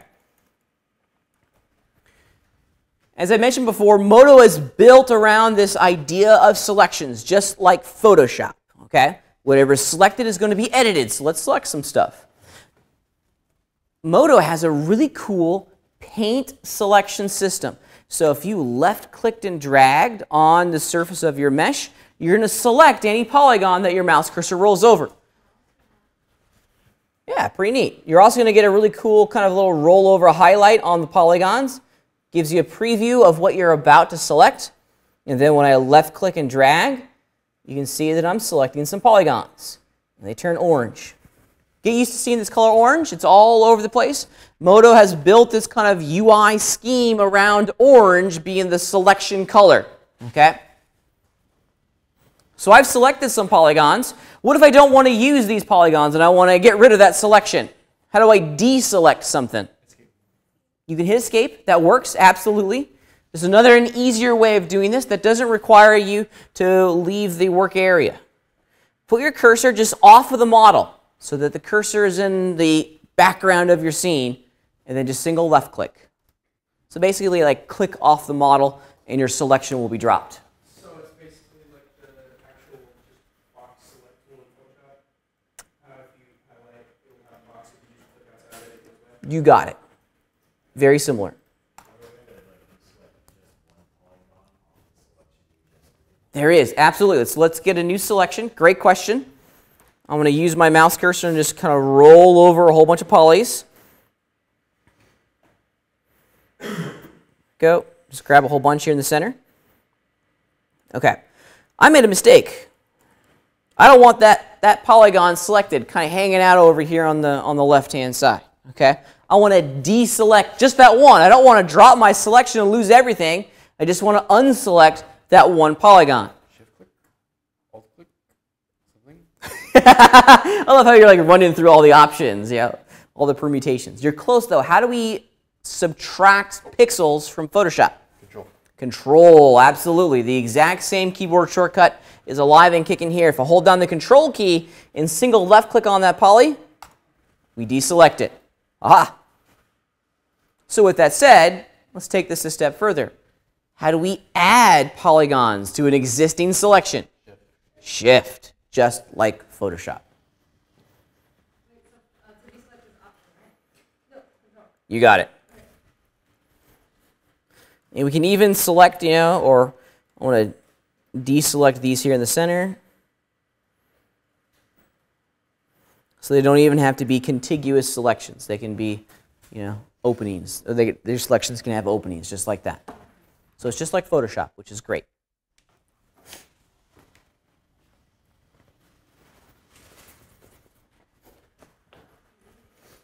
Now, at times, we're going to want to select large swaths of our model. Being able to, paint select like I have here is cool, but what if I want to select the entire thing? Or what if I want to, select the spout, for example? That's a lot of, painting on the mesh, where I'm like, come back in 5 minutes, I'll have this done, right? There's got to be a faster way of selecting a lot of polygons at the exact same time. A couple little things. Check this out. Navigate towards the spout of your teapot. What happens when you double-click on the spout? Interesting, huh? It selects all of the polygons that are connected to one another, that are kind of like welded to each other. This is called a contiguous mesh. Let me double-click, and it selects all the polygons that are connected to each other. So the stem is not actually connected to the base of the teapot. Is the handle connected to the teapot? No. Okay. Double-click will allow you to connect or select all the contiguous polygons. You can absolutely apply the Shift and Control click kind of mentality that we were just working in to this as well. So I can hold down the Shift click, double-click, Shift key, double-click, Control key, double-click, okay? Which is pretty neat. One last thing about selecting stuff. In Photoshop, we have the marquee selection tool, right? Where we can draw out a box, we can draw out a circle. That's kind of neat. Maybe I want to select all the polygons on my teapot in one mighty fell swoop, right? I don't want to have to double click on 3 different pieces. I just want to grab all of them, okay? Question. What's it called now together again? Is that a mesh? Like if you double click it, what's that called? That's called a contiguous mesh. When those are all connected, when all the polygons are welded to each other. How do you unweld or weld them? There are tools to do that, yeah. And it kind of depends on your approach, your construction technique. This is not a bad mesh. This is actually a kind of a famous mesh inside the world of computer graphics. this teapot, I don't know the name of it, but there is a name for it. There's the Stanford Bunny, which has a big role in computer graphics, and there's this teapot. And as the story goes, the researcher that was working at the University of Utah, the University of Utah is where like computer graphics were born. Okay, that's the epicenter in the late 70s and early 80s for all things computer graphics. Okay, the grandfather of computer graphics is a guy named Ed Catmull, right? And he came up with all of this stuff, right? And he was the lead researcher at the University of Utah. And what those guys did, they scanned a teapot, and it just happened to be like the teapot this dude had in his house, right? And they scanned the teapot, and that became the foundation for one of the early 3D models. And now that teapot lives in infamy, you know, because it's just part of our kind of lexicon of, anyways, geeky, I know. All right. We have a marquee selection system inside of Modo. It's pretty neat. If you hold your right mouse button and drag, you're going to get a selection box, kind of like this. Now, some of you guys may be getting a really weird squiggly line, which I personally find annoying. Some of you guys may be getting a circle. We can change this. I prefer the rectangle. That's just me and the way my brain works. Find one that works for you. It's called the lasso selection style. And if you go to the top of the screen where it says select, down towards the bottom, there's lasso style. And you have 4 options: lasso, rectangle, circle, and ellipse. Pick one that works for your brain. I work in rectangle. Okay? All right, let me do it again. So I want to drag out a selection box with my right mouse button. And the moment I let go, you can see that the contents of that box, what was on the inside of the box, were selected. Or were they? Did I select the entirety of my model? No. If I orbit around to the back of the mesh, yeah, I didn't get all the polygons in the back of my teapot. I only got the polygons that were facing me as the user. The computer didn't select the polygons that were facing the opposite direction of me. Has anyone stumbled on how to select through your mesh and grab everything? Not double click. We still want to use this marquee selection system. Try it again, but this time use your middle mouse button. Chris, do you have a question? You look confused. Right mouse button. Right mouse button and drag out a box. Yeah.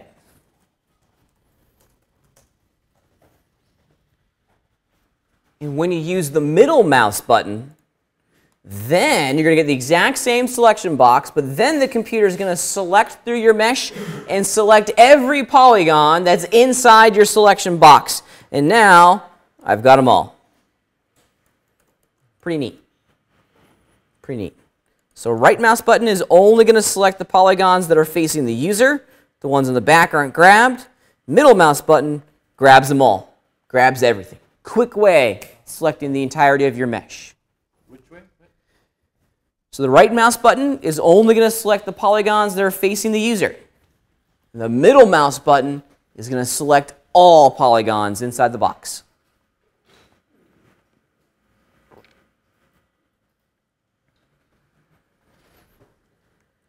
Questions? Yes? Absolutely. You read my mind.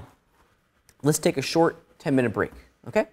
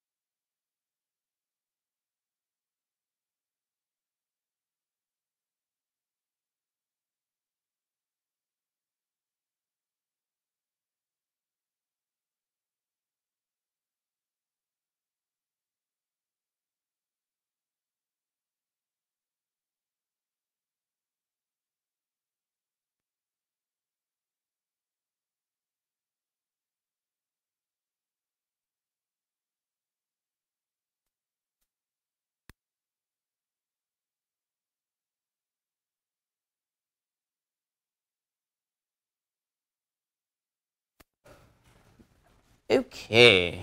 All right. So before the break, we kind of ended talking about the selection system inside of Modo. And everything that we're going to do inside of Modo is entirely built around this selection paradigm. So it's important that we get comfortable selecting things. Okay? Let's start doing something with all of our meshes now. Okay? Come on in, guys. Literally just getting started. I want to be able to move, I don't know, like let's say the spout of our little teapot around. It's really easy to do that. In order for me to move just the spout, what do I got to do first? Select it. Everything begins and ends with the selection. So let's begin our operation by selecting the spout. There we go. I just did a simple double click on it. Now, with it selected, I'm available to do any number of things. Welcome to the world of 3D modeling. Our horizons are infinite of what we can do. Today we're going to talk about 3 tools that you're going to be seemingly using every other moment inside of 3D modeling. Move, rotate, and scale. Not exactly the most, earth-shattering tools, let's put it that way, but they're critical. They're the most important tools, in my opinion, to our 3D art production pipeline. You can find these tools under the Basic Transform Tools section of our toolbar. And they're these guys right here. Move, rotate, and scale. Let's start off with the Move tool. All tools in Modo share a similar kind of sequence that we need to follow. Imagine, it's the first thing, imagine you're coming to school today, okay? You jumped in your car, you threw your keys into the ignition, and what'd you do? You turned the ignition and you started your car. Well, we have to do kind of the exact same thing. We have to physically turn on our tools. We turn on our tools, we use our tools, so we turn on our car, we drive our car, and then when you get to school, hopefully you remember to turn off your car, right? Or turn off your headlights. Some of you guys have done that. I've done that before. Left your headlights on, that's a bad day. Usually it's a dome light at night. Yeah. There are a number of different ways that we can turn on our tools. The easiest and most obvious way, just click on the button. The moment you turn on the button and turn on a tool, a number of things are going to happen. Let's talk about them. First and foremost, the background color of all tools are going to change to orange. I told you to remember that orange, right? It's alive and kicking again. It's Modo's way of saying, hey, this is on.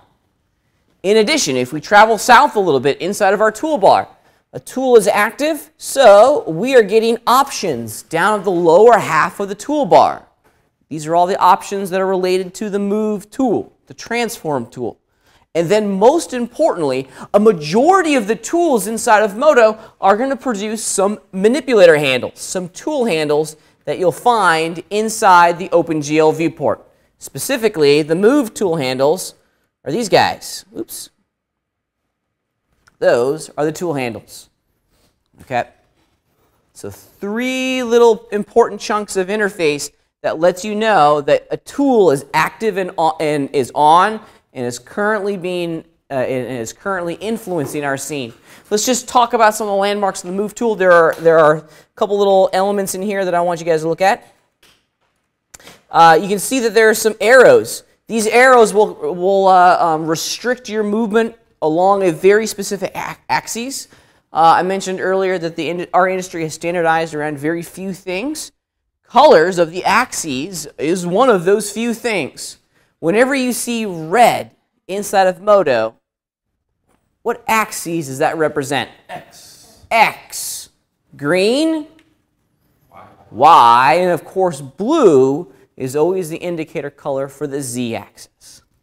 I would encourage you guys to exclusively use these arrows when moving your tools around so that you know precisely which axes you're moving your elements, because sometimes you'll get a false read inside your OpenGL viewport. It's like, I think I'm moving it up and down, but actually maybe I'm moving it backwards and forwards. Okay? Please use these arrows. They'll give you a high degree of accuracy and control over the movement of your objects. In addition, yeah, go ahead. Blue is X. Red is X. Oh, red is X, okay. And then red is, so blue is Y. Red is X. Green is Y. and blue is Z.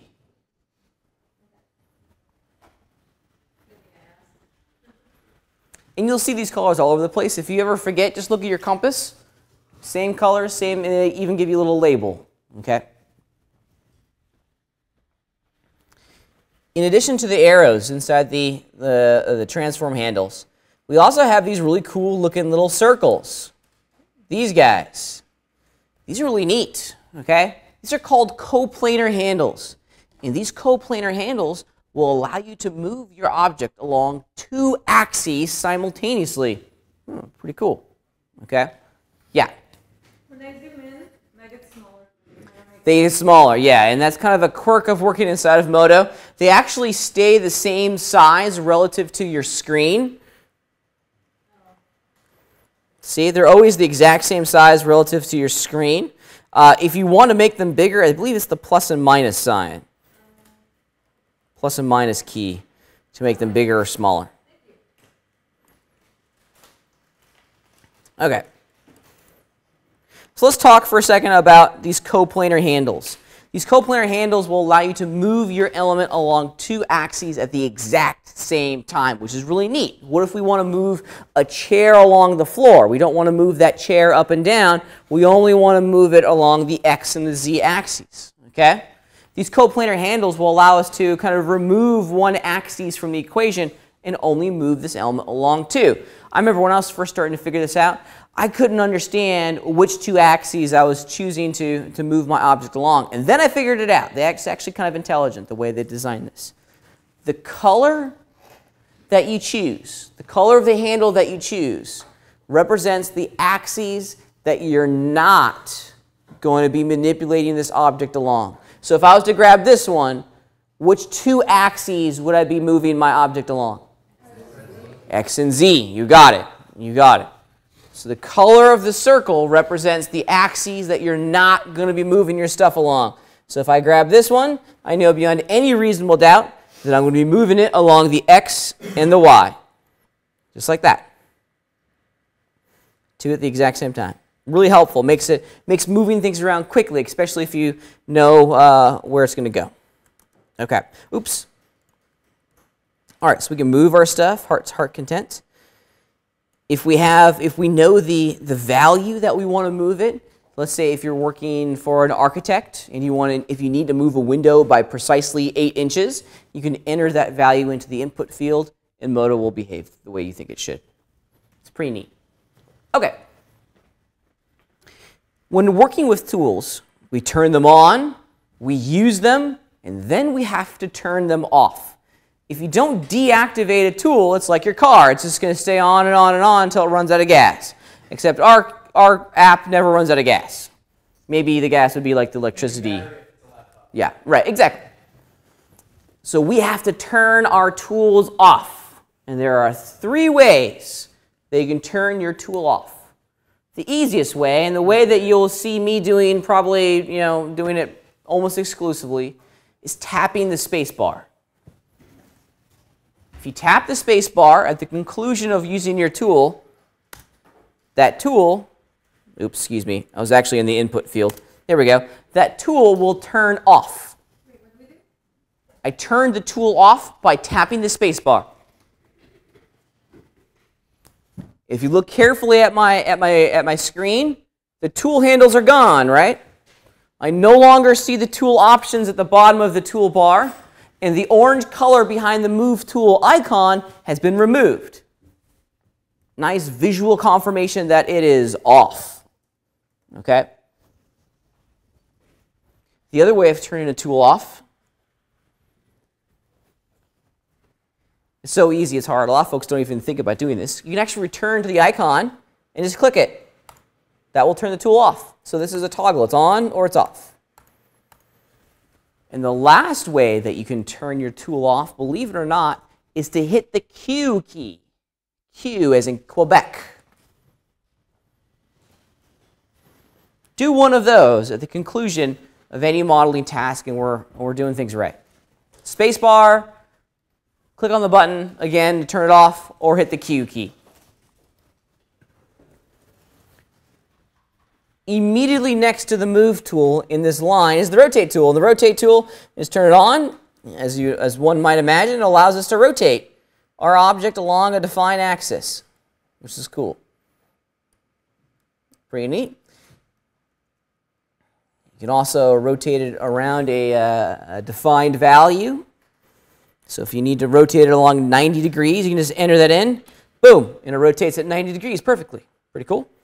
The guys down at Luxology know, though, going over your options is sometimes not really great, especially when you just want to rotate things to defined values. Power user trick of the day.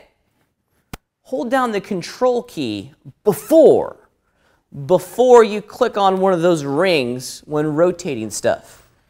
I want you to look very carefully at my screen, just so everyone can see that. I can't do two things at once. So everyone look right here, right there, okay? Right there, look right there in about 2 seconds, okay? If I hold down the control key and then click on one of these rings, it's going to tell me which rotation angle I'm performing. So I can just move it to 90 degrees and I'm good to go. And I know with confidence that I've rotated this object at 45 degrees along the y-axis, okay? Nice little subtle kind of inclusion there. The control key is going to snap your rotation values to 15-degree increments.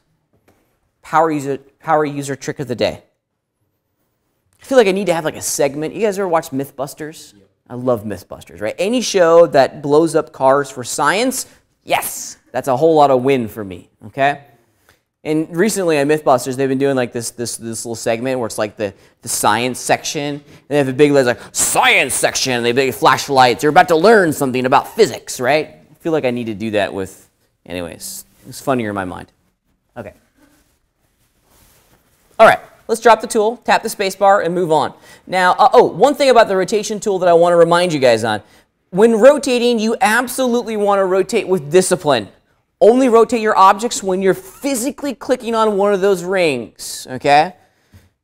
It's important for your brain to make a mental connection as to the rotation angle that you're doing, okay? You just don't want to let the computer do its thing because you're going to get confused. You're not going to know which way you have rotated it. This is one of those elements that's like only you can prevent forest fires. If you don't know which way you're rotating your stuff, there's nothing I can do to help you, okay? Be very, very mindful, okay? There are a couple things in the rotation tool that get people in trouble. Do not do this, okay? Do not do this. See how my mouse cursor is in the center? You can actually put your mouse cursor in these quadrants and then rotate it like that, okay? This is a whole lot of bad. Don't do this, okay? I don't know why you do this, but you can do this, okay? Don't do this. This is bad, okay? Because do I know how I've rotated this object? No. I've completely lost control of my model at this point. This is bad form, okay? This is bad modeling. Don't do that. There's one other thing about the rotation tools that's interesting. It's something that I don't really use, but it's like every once in a bazillion years I find an application for it. If you look really carefully at the rotation tools, you get 4 different tool handles. A ring for each axis, a red one, a green one, and a blue one. But there's also a gray one. Can you guys see that gray one? Let me zoom out some. See that gray one? That gray one is always going to be facing me as the users. The others are going to kind of redraw as I orbit around the scene. That gray one is going to rotate the object to the screen axis. So it's going to rotate your object like this, perpendicular to the plane of your face, if you will. Like this. Not something that I would encourage you to do, but as I mentioned, it's one of those things from time to time, it makes sense, okay? All right. How do I turn off the rotation tool? Click the icon in the toolbar. Perfect. How else do I turn off the rotation tool? Spacebar. The third way of doing it? Q key. Rock and roll. You guys are listening. Wonderful. The last tool in our toolbar is the scale tool. The scale tool, just like the others, you turn it on. And I want to go back in time for a second. Get my teapot looking like a teapot. There we go. turn on my scale tool, we also get a whole series of handles that will allow us to scale this object along specific axes. We also get the coplanar handles, so I can make it fatter by scaling these polygons up. Stretch it out this way along the z-axis if I'd like. I get coplanar handles that will scale along 2 axes at the exact same time, which is pretty neat. You can flatten it out. It's interesting. Whoa, that's a mega spout. Awesome. But what if I want to just globally and uniformly make this object larger or smaller? Basically, I need to scale this thing along all 3. Circle in the center? Yes, the light blue circle in the center of the scale handle will allow you to make things globally bigger or globally smaller. Whoop. Ew. Life is better with sound effects. Boop, boop, boop, boop. Okay, I'm done. Pretty cool, huh? Move, rotate, and scale. Now, if you look down at your keyboard, you'll see a collection of keys that represent the keyboard shortcuts for move, rotate, and scale. The keyboard shortcut for the move tool is W. W, okay?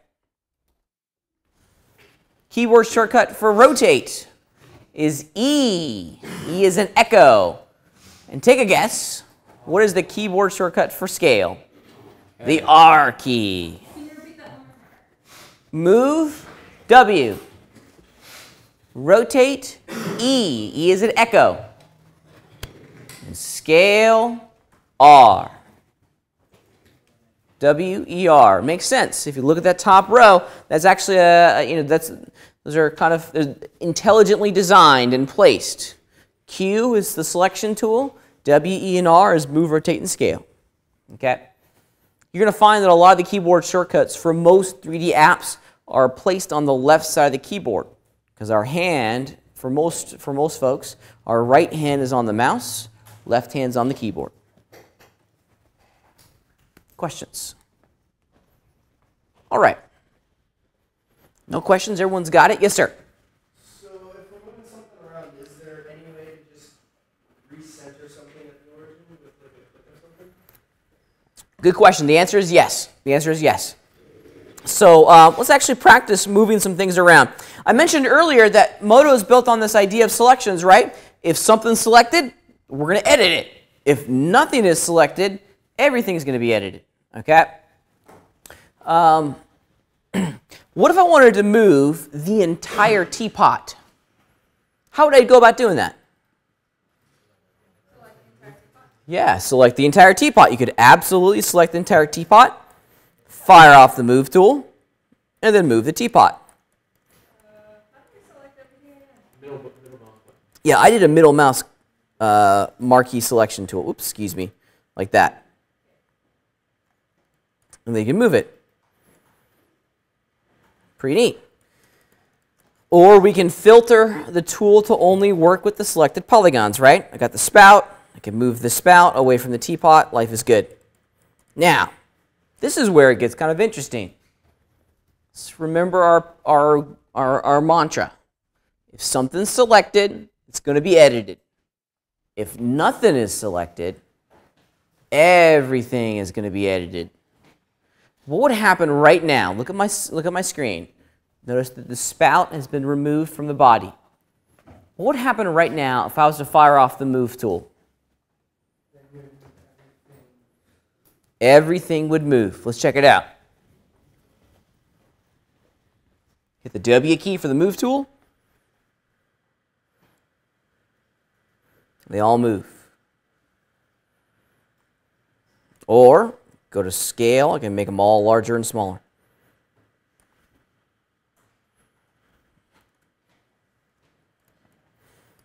Let's see if I can get this kind of back to where it's supposed to be, somewhere right around in there.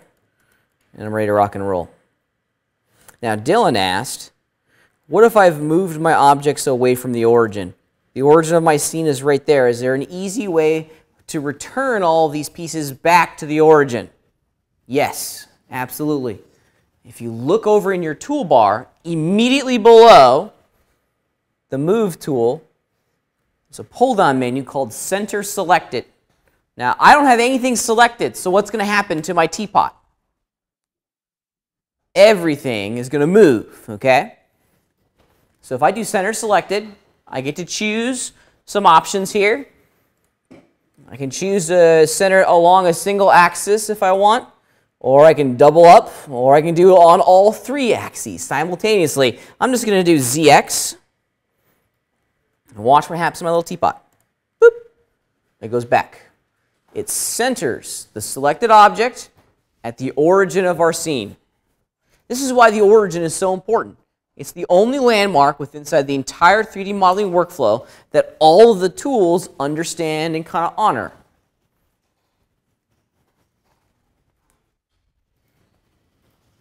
Good question.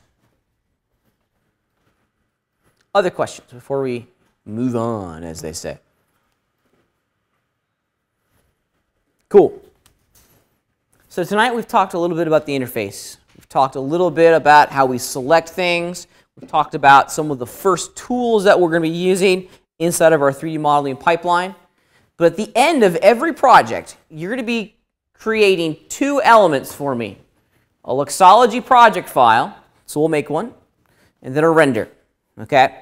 2 things. Let's talk about how we make a Luxology project file. Okay? Luxology project files are your master document. They're the Photoshop document for us in the 3D world. It's the only document inside of, in your computer that's going to contain all of the Luxology Modo information. So this is all of your polygons, all of your UVs, all of your render settings. It's everything. It's the most valuable document you have. This is the Luxology project file.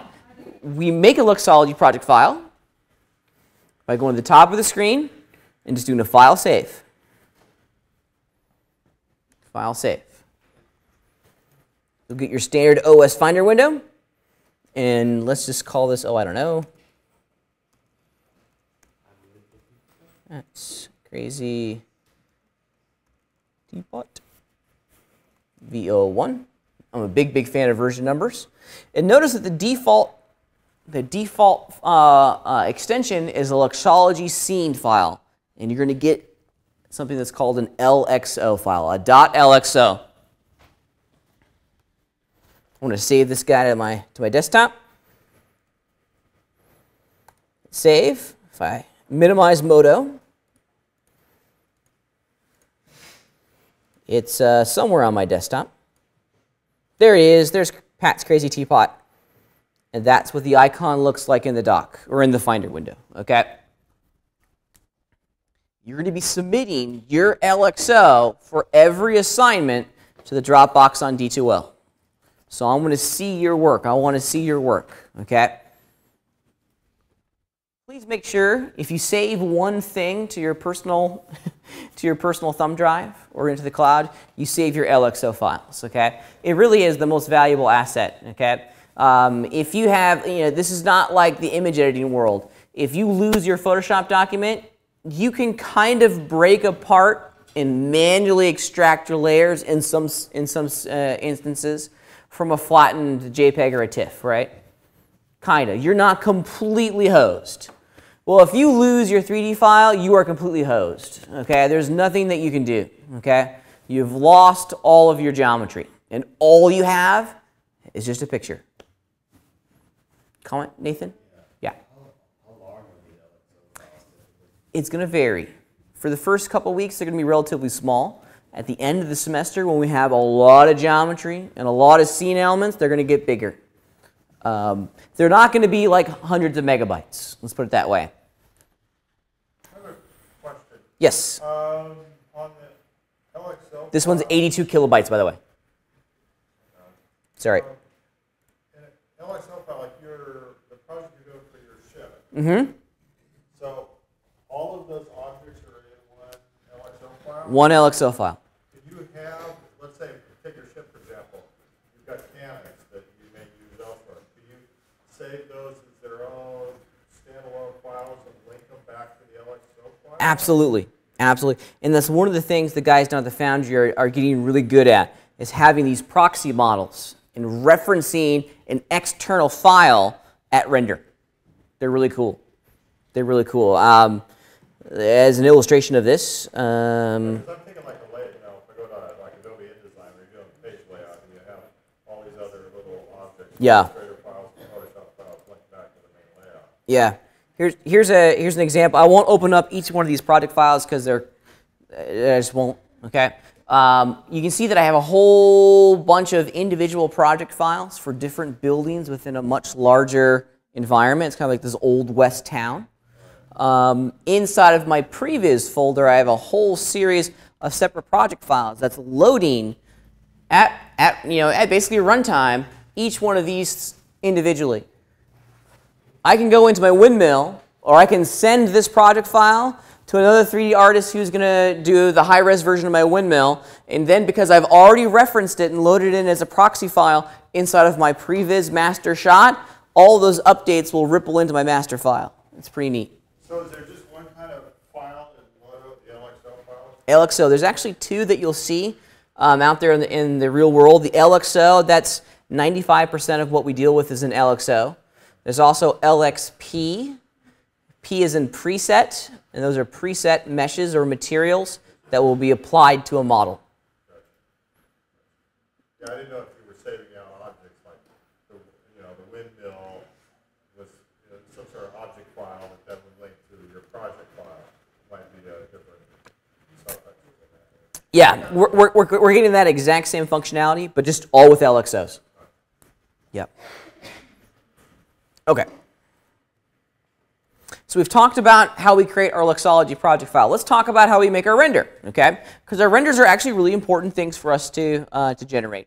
Our objects, our 3D models only exist inside of Modo.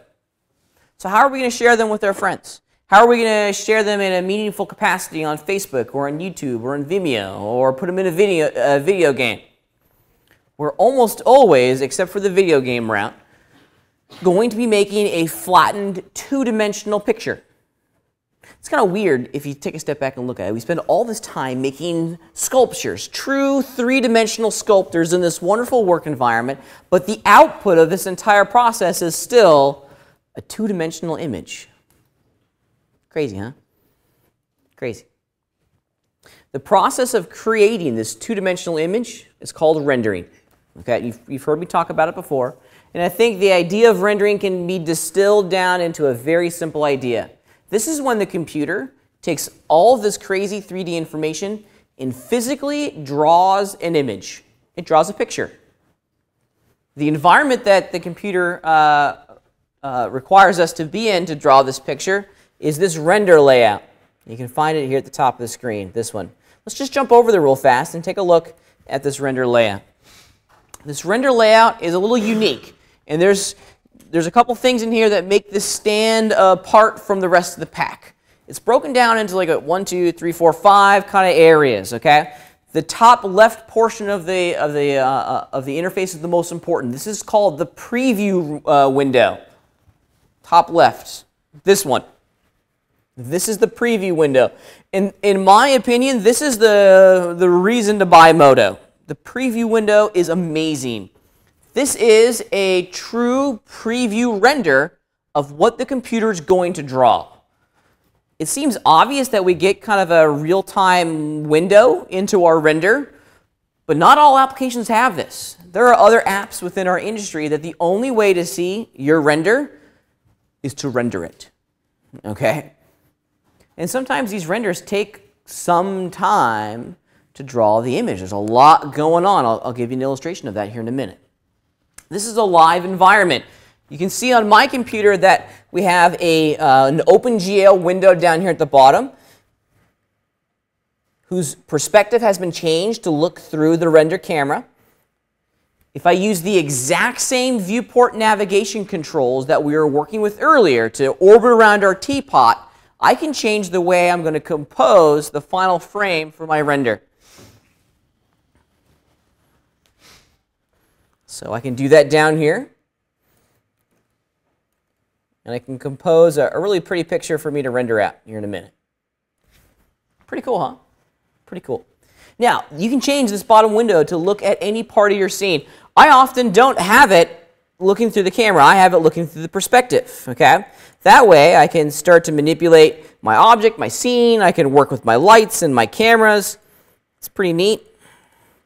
Here's the camera. This is the actual item itself. That is this camera chilling in my scene, okay?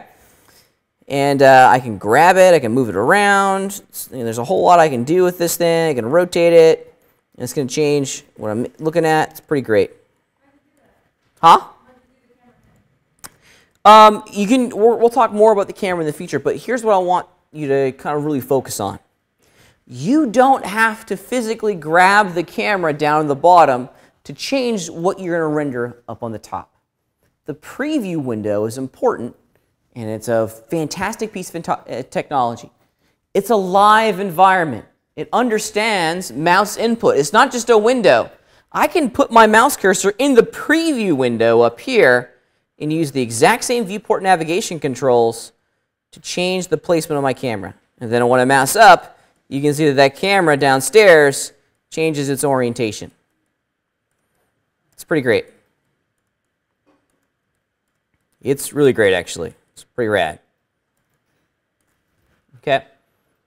At the end of the day, we're going to need to compose a shot. We're going to need to put the camera where we want it to draw our image, to bring focus to our model. Yes, ma'am. If you lost your teapot, put your mouse cursor in the preview window, hit A. Your camera is probably way zoomed out. It's gone. Let's take a look, see. Aha! Well, I went back there because I thought maybe I would find it. But when I hit render, it disappeared. The visibility of your teapot's off. There it is. I see. Okay. Let's go back to render real fast. And there it is. Yep, we're good to go. It's all good. All right. So at the end of every project file, you're going to be creating a picture. We have to compose and frame our subject inside of that render window to get a pretty picture.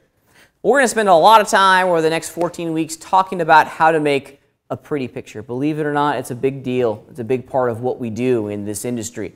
We have to be part sculptor, but we also have to be part engineer, and we also have to be part photographer. Okay? So we're going to talk towards the end of the semester about the rule of thirds, composition, framing, color theory, some of the big kind of traditional art techniques that will help us make good pictures and good renders. Because I want you guys to leave this course with a handful of portfolio images that you'd be happy to show people at the conclusion of this class. All right.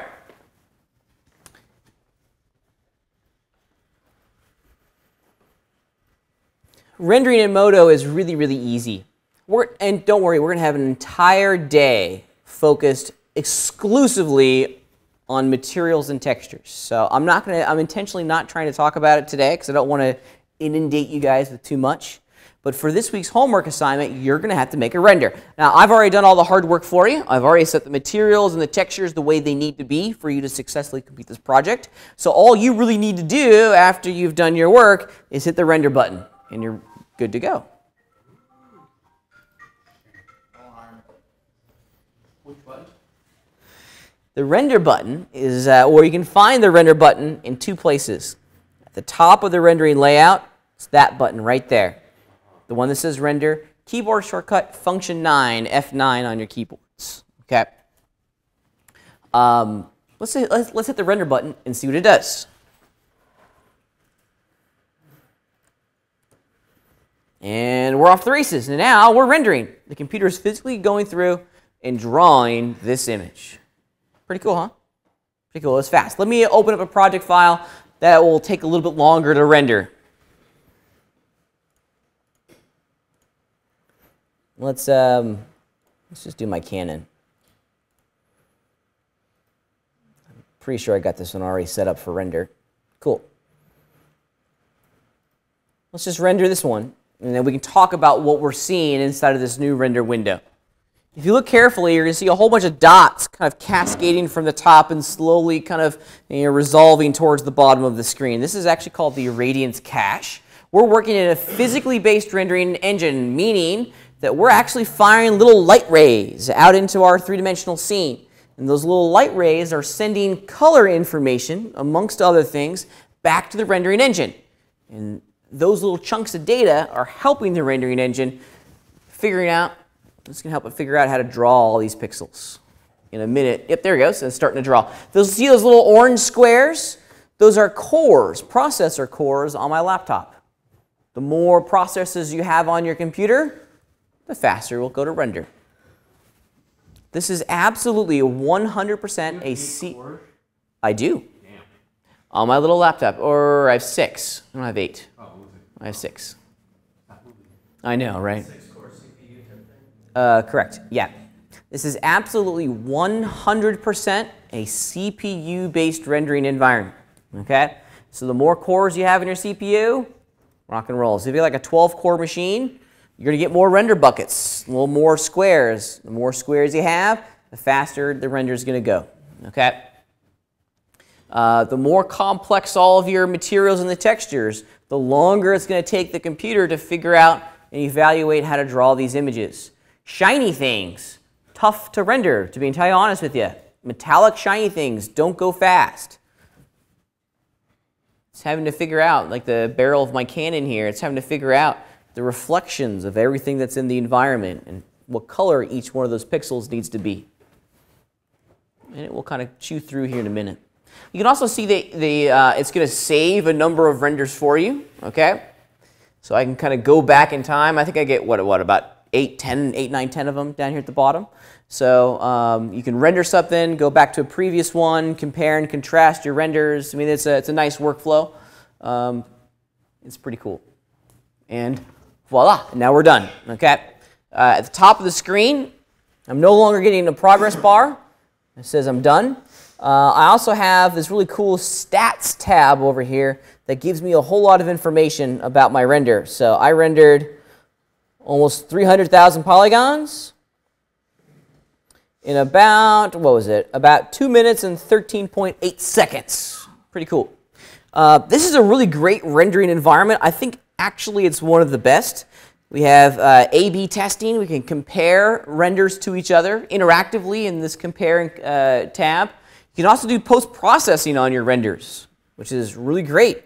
We don't necessarily have to go over into Photoshop to do a levels call or to do tone mapping or to increase or decrease the saturation of our renders. We can do that right here, and it's pretty great. It's pretty awesome. Yes, sir? It's just an image. What we've created is a JPEG, a PNG, a TIFF, a Target. It is just a photograph like any other photograph that's on our computer. Yes, sir?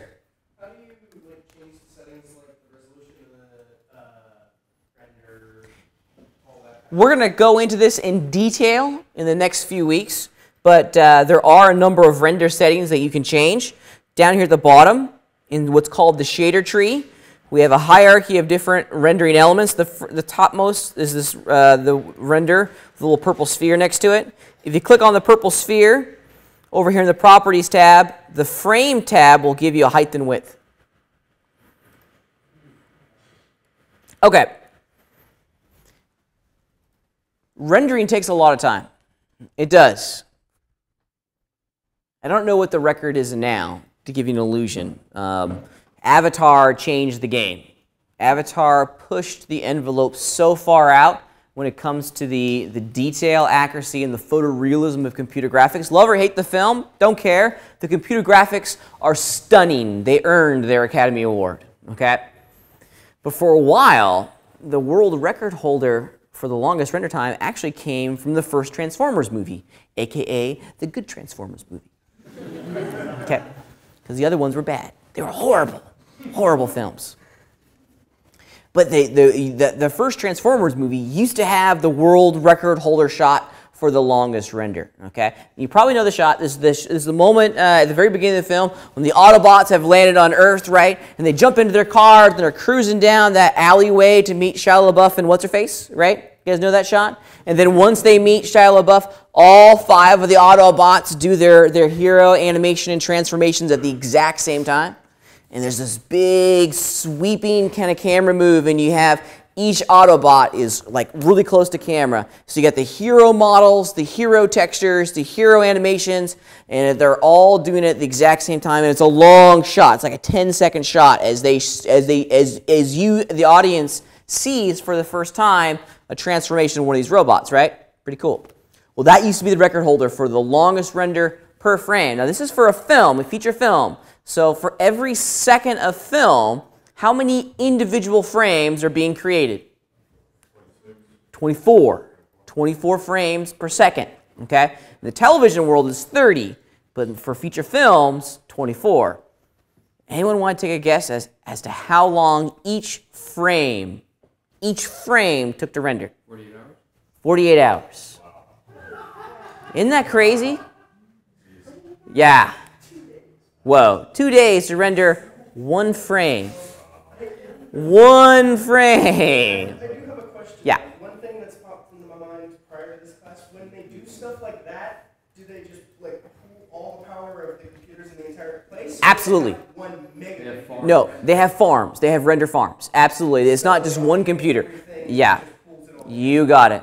Industrial Light and Magic is the visual effects studio in San Francisco who's most famous for one film. They are the birth of an entire industry, Industrial Light and Magic. Industrial Light and Magic, ILM, created all the visual effects for Star Wars, okay? Founded and created by one George Lucas. Now billionaire George Lucas, because he sold everything, right? To Disney. He's also the father of Pixar. He is. He is the father of Pixar. A lot of folks don't realize that. He's also the father to digital editing. He created the first digital editing application called Edit Droid, excuse me. Pro Tools started at Lucasfilm. Yeah. It's crazy. He was a visionary. A lot of folks only see Star Wars, but I think he's going to be most remembered for his technologies that he created rather than his unfortunate films. Yeah. I still have a little bit of a problem about episodes 1, 2, and 3. 4, 5, and 6 are great. Episode 1, 2, and 3, anyways, I'm digressing. What are your hopes for 7? I'm excited about 7. I can't wait. I can't wait for 7. 7. I'm a massive Star Wars fan. I mean, just like that's like my franchise, Star Wars, right? So when they said they're doing Star Wars and they're bringing back all the old cast members, I was like, let's do this. I'm ready to go. I got my Luke Skywalker costume in my closet. Let's go. It's go time, right? For a long time, not to get off the subject, but Star Wars, I'm like you, I'm a diehard. I remember when the first one came out. And anyway, when they were going back to do 1, 2, and 3, I do remember on their website, they had 1, 2, 3, 4, 5, 6, 7, 8, 9. Then suddenly, 7, 8, 9 went away. Poof. Yeah, right. It's like, really? But now, they're bringing it back. They're bringing it back, so it's going to be fun. I can't wait. 2015, if you guys want to buy stock in Disney, now would be a good time to buy stock in Disney, right? Because 2015 is going to be a banner year for Disney because they got Avengers 2 and Star Wars all coming out in the same year. I would buy stock now because it's going to explode next year. Anyways, I digress. ILM, yeah, I know, right? ILM, they're the world's largest visual effects studio. They do all the visual effects for all the big films. A lot of the films that you guys saw over the summer, done at ILM, okay? Recently I saw The Winter Soldier, awesome film, all the visual effects done at ILM. They do all the Star Wars film, they do all the Transformers film. They are the shop, right? Well, someone once told me that they have a computing power second to that of the United States government. They have a lot of computers in their facility crunching the numbers because you can't render these films on one computer, okay? Unless you have like a supercomputer. Supercomputer. John Knoll is an important person inside of our community. John Knoll happens to be the first person I worked for way back, about 15 years ago now. And John Knoll works at ILM, but more specifically, he's responsible for writing a little application with his brother called Photoshop, right? And so he and his brother Thomas wrote Photoshop. And he's gone on to he's the top of the food chain at ILM these days. And last year or the year before, he was ranked by Variety as like the #5 most influential person in Hollywood because he controls all the visual effects, right? And in the article, they were interviewing him, and they were talking about these phenomenal things that they were doing with computer graphics, and they talked about render time. And he said, if you took all the visual effects that they did for Pirates of the Caribbean 3, which won him an Academy Award, by the way, okay? Take all the visual effects and render it on one machine, on one computer. Guess how long it would take to render everything? Decades. Yeah. He estimated about 1,000 years. Isn't that crazy? Yeah. Hope it's worth it, right? Hope it's worth it. No. There are moments of Pirates 3 that were worth it. Anyways, point being, it's just going to take a while to render these things, okay?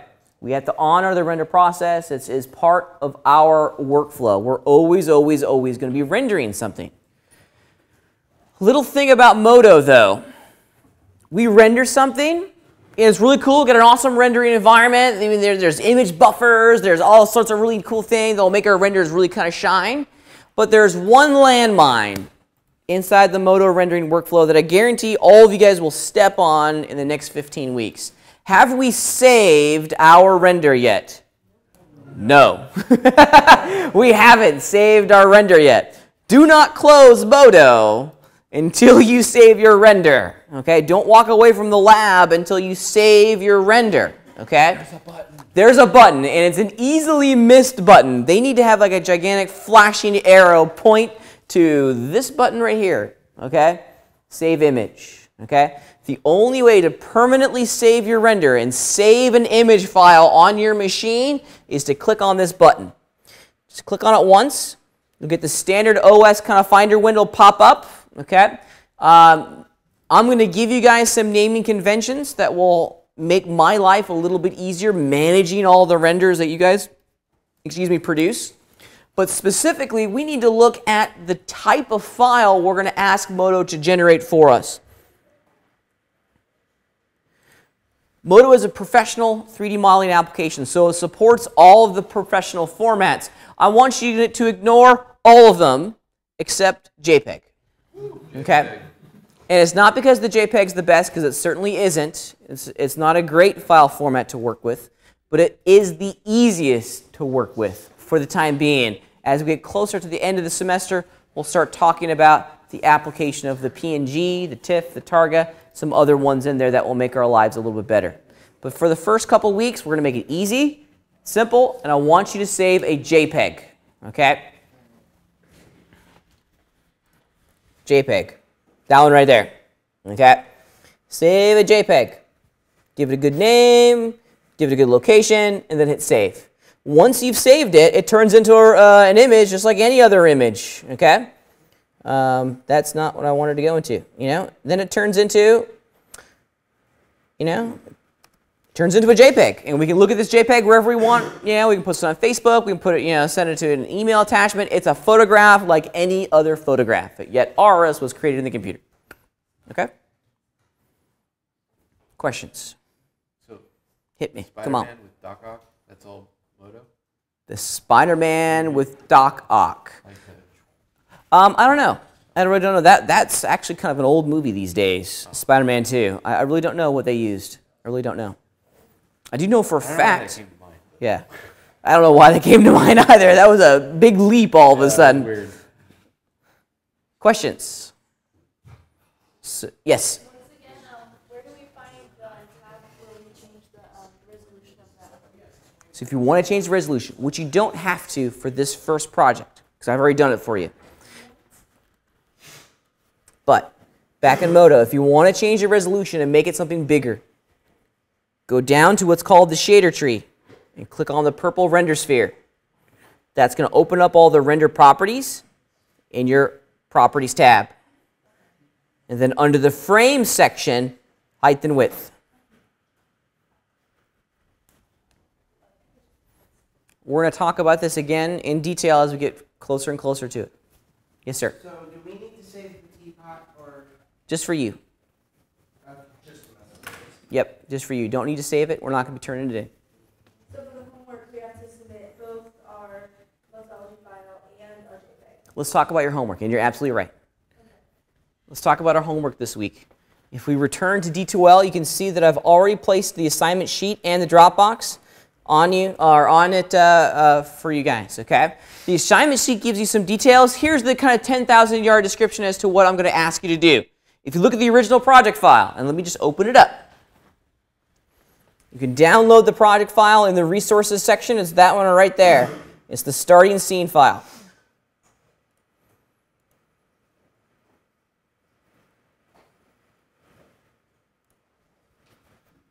Okay. Oh, we just move them. Is that it? Your mission. And rotate them. You got to move, rotate, and scale each one of these shapes to fit inside their corresponding opening. Okay? Yeah, not that bad. I think you guys can do this pretty readily. I feel comfortable, armed with the information at your disposal, that you can do this. It's on D2L. It's under the resources section of the assignment sheet. It's right there. It's on D2L, in the week 2 module, under the homework page. Okay? When you're finished, a couple things. There's a couple things that I want you to be aware of, and you'll see this start to flush out in more detail as we get into more advanced projects throughout the semester. If there's one thing to look at inside of the description of the assignment, look for at the bottom. I always end each kind of description with a to-do list, if you will. It's a laundry list of things that I would like you guys to accomplish inside of this project. So if there's one thing you read the bullet list at the bottom, because it's kind of the things that I'm expecting you to make. So please ensure the project includes the following required elements before you submit your assignment to the Dropbox. Number 1, correct position for the torus, which is a fancy word for donut. Okay? Torus, cone, cylinder, square, sphere, and star. Correct position. Put them in their openings. Make sure they fit. File render frame size, 1280 by 720. I've already done this for you. Okay? And of course, the final render file type, you're going to be submitting a JPEG when you're finished. Out of curiosity, why not an AP? Mostly because you don't need to for this assignment. Yeah. I like 1280. 1280 is a good number. Although our screen resolution is getting bigger, so maybe I should start asking you guys to render 1920 by 1080. Yeah. So just the picture you need, not for the homework when you send it, not the tile file. I need both. I need your original Luxology project file, the completed Luxology project files. I want to be able to open up your project and see where you moved all these elements. Save and then when you save that and then Yeah. go to render. Save. You got it. Okay. Absolutely. Yes. Do you want us to write anything with this position, just those 2 files and done, save file type and everything? Let's talk about that for a second. At the bottom of every assignment sheet, there's going to be some submission guidelines, okay? For this assignment, it's pretty easy. The only thing that you need to do is to submit your file using these naming conventions, okay? I got a lot of files, a lot of project files that I have to kind of manage on my end, okay? I got almost 50 GCOM 402 students between 2 sections. That's a lot, and every week you guys are going to be submitting at least 2 things. So there's 100 files right there that I got to manage. Some weeks you're going to be submitting 4 or 6 files to the Dropbox. So it's just logarithmically going to increase as the semester goes along. It's going to help me process your homework faster if you follow these naming conventions, okay? Every file that you submit to me needs to start with your last name, and it's your last name. Don't put like last name. That'd be bad. Okay. Okay. Your last name, and for me in my own personal, personal professional work, every file that I create starts with the most general description of that project, and then after each underscore, I narrow and get more specific, more specific, more specific. So the most general description of your project is your last name, right? It immediately kind of defines who this belongs to. And then I know what class, because some of you are taking more than one class with me, okay? And then I know specifically what assignment you're working on, okay? I need the LXO and the JPEG when you're finished, okay? Also, I skipped over this, and I apologize. If you're working at home on a PC, go Windows. Thank you for making me lose track, Arthur. It's the end of the night, man. End of the night. Not my intention. It's all good. If you're working on a Windows PC, these are zipped archive files. So files that end in .zip, the ones that you download from the web, okay? On a Mac, it's great. You just download it, it unarchives it and unzips it immediately. You don't even really have to think about it. On a PC or Windows machine, it doesn't, okay?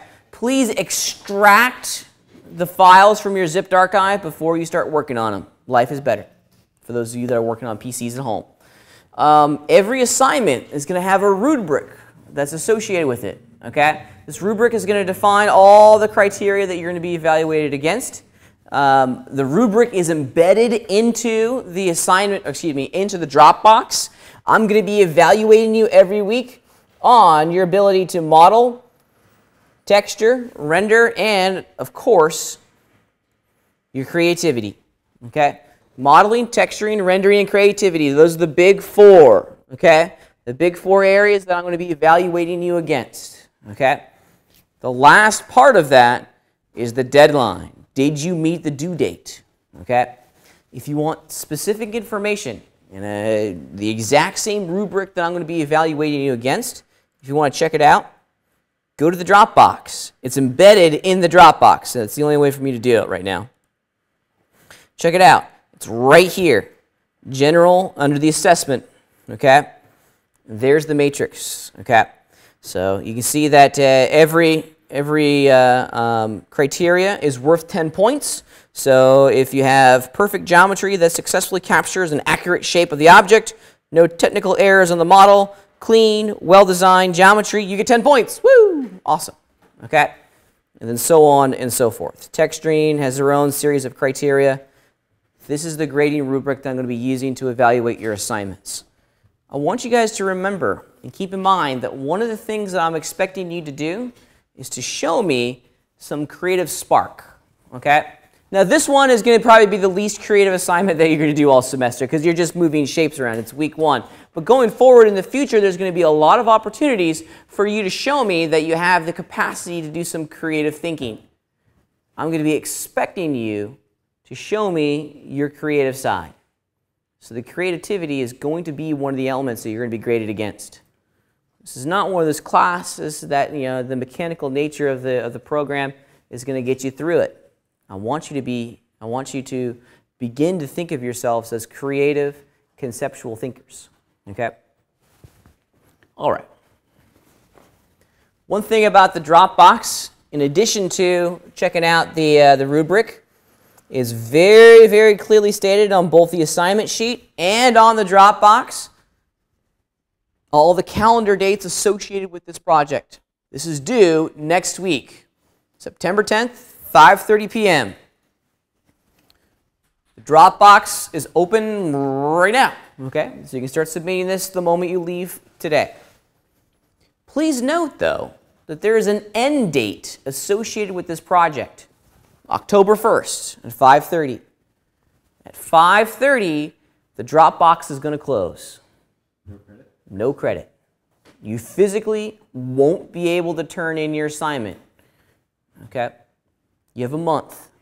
After a month, it's best to lose the limb to save the body. You need to move on. Okay? It's best to take the hit, take the zero. Okay? Move on. So keep that in mind as you start to work through all of the assignments this semester. There will always be a moment inside of our academic calendar where the Dropbox is going to close. And this is a computer-driven event. You've been warned. This is going to happen. For this assignment of October 1st, Dropbox is going to close. If you come at me at 5:31 and say, Pat, I tried to turn it in, I'm like, sucks to be you. Okay? Because you just got a 0. You had a month. Why didn't you do it? All right? Computer-driven event. It's just going to close. It's just going to close. All right? Questions? Everyone clear of what the expectations are this week? Everyone armed with the information that they need to complete this assignment? I can see some busy bees almost already done with it. And that's fine. If you need some additional help on this assignment. Please make sure you leverage the resources over in the design lab, or of course, please come find me during my office hours. I'm here to help as much as I can, okay? But I recognize that my office hours may not be at a time inside your personal life that you can make it down to campus, so please make sure the design lab is where you get those questions answered. Arthur. I have a question on homework. Yes. I'm trying to select just the objects, but it selects the blue frame thing as well. Be careful with what you're selecting.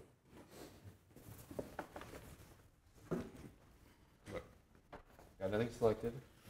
Boom. Ah, you're in item mode. Oh. Go to polygon mode, and now you'll be able to move it. Other questions? Everyone good? All right. I'll see you guys next week. Are we allowed to say to do that? Huh? Are we allowed to say to do that? Absolutely. We got 15 minutes before the classroom closes. I'll see you guys next week.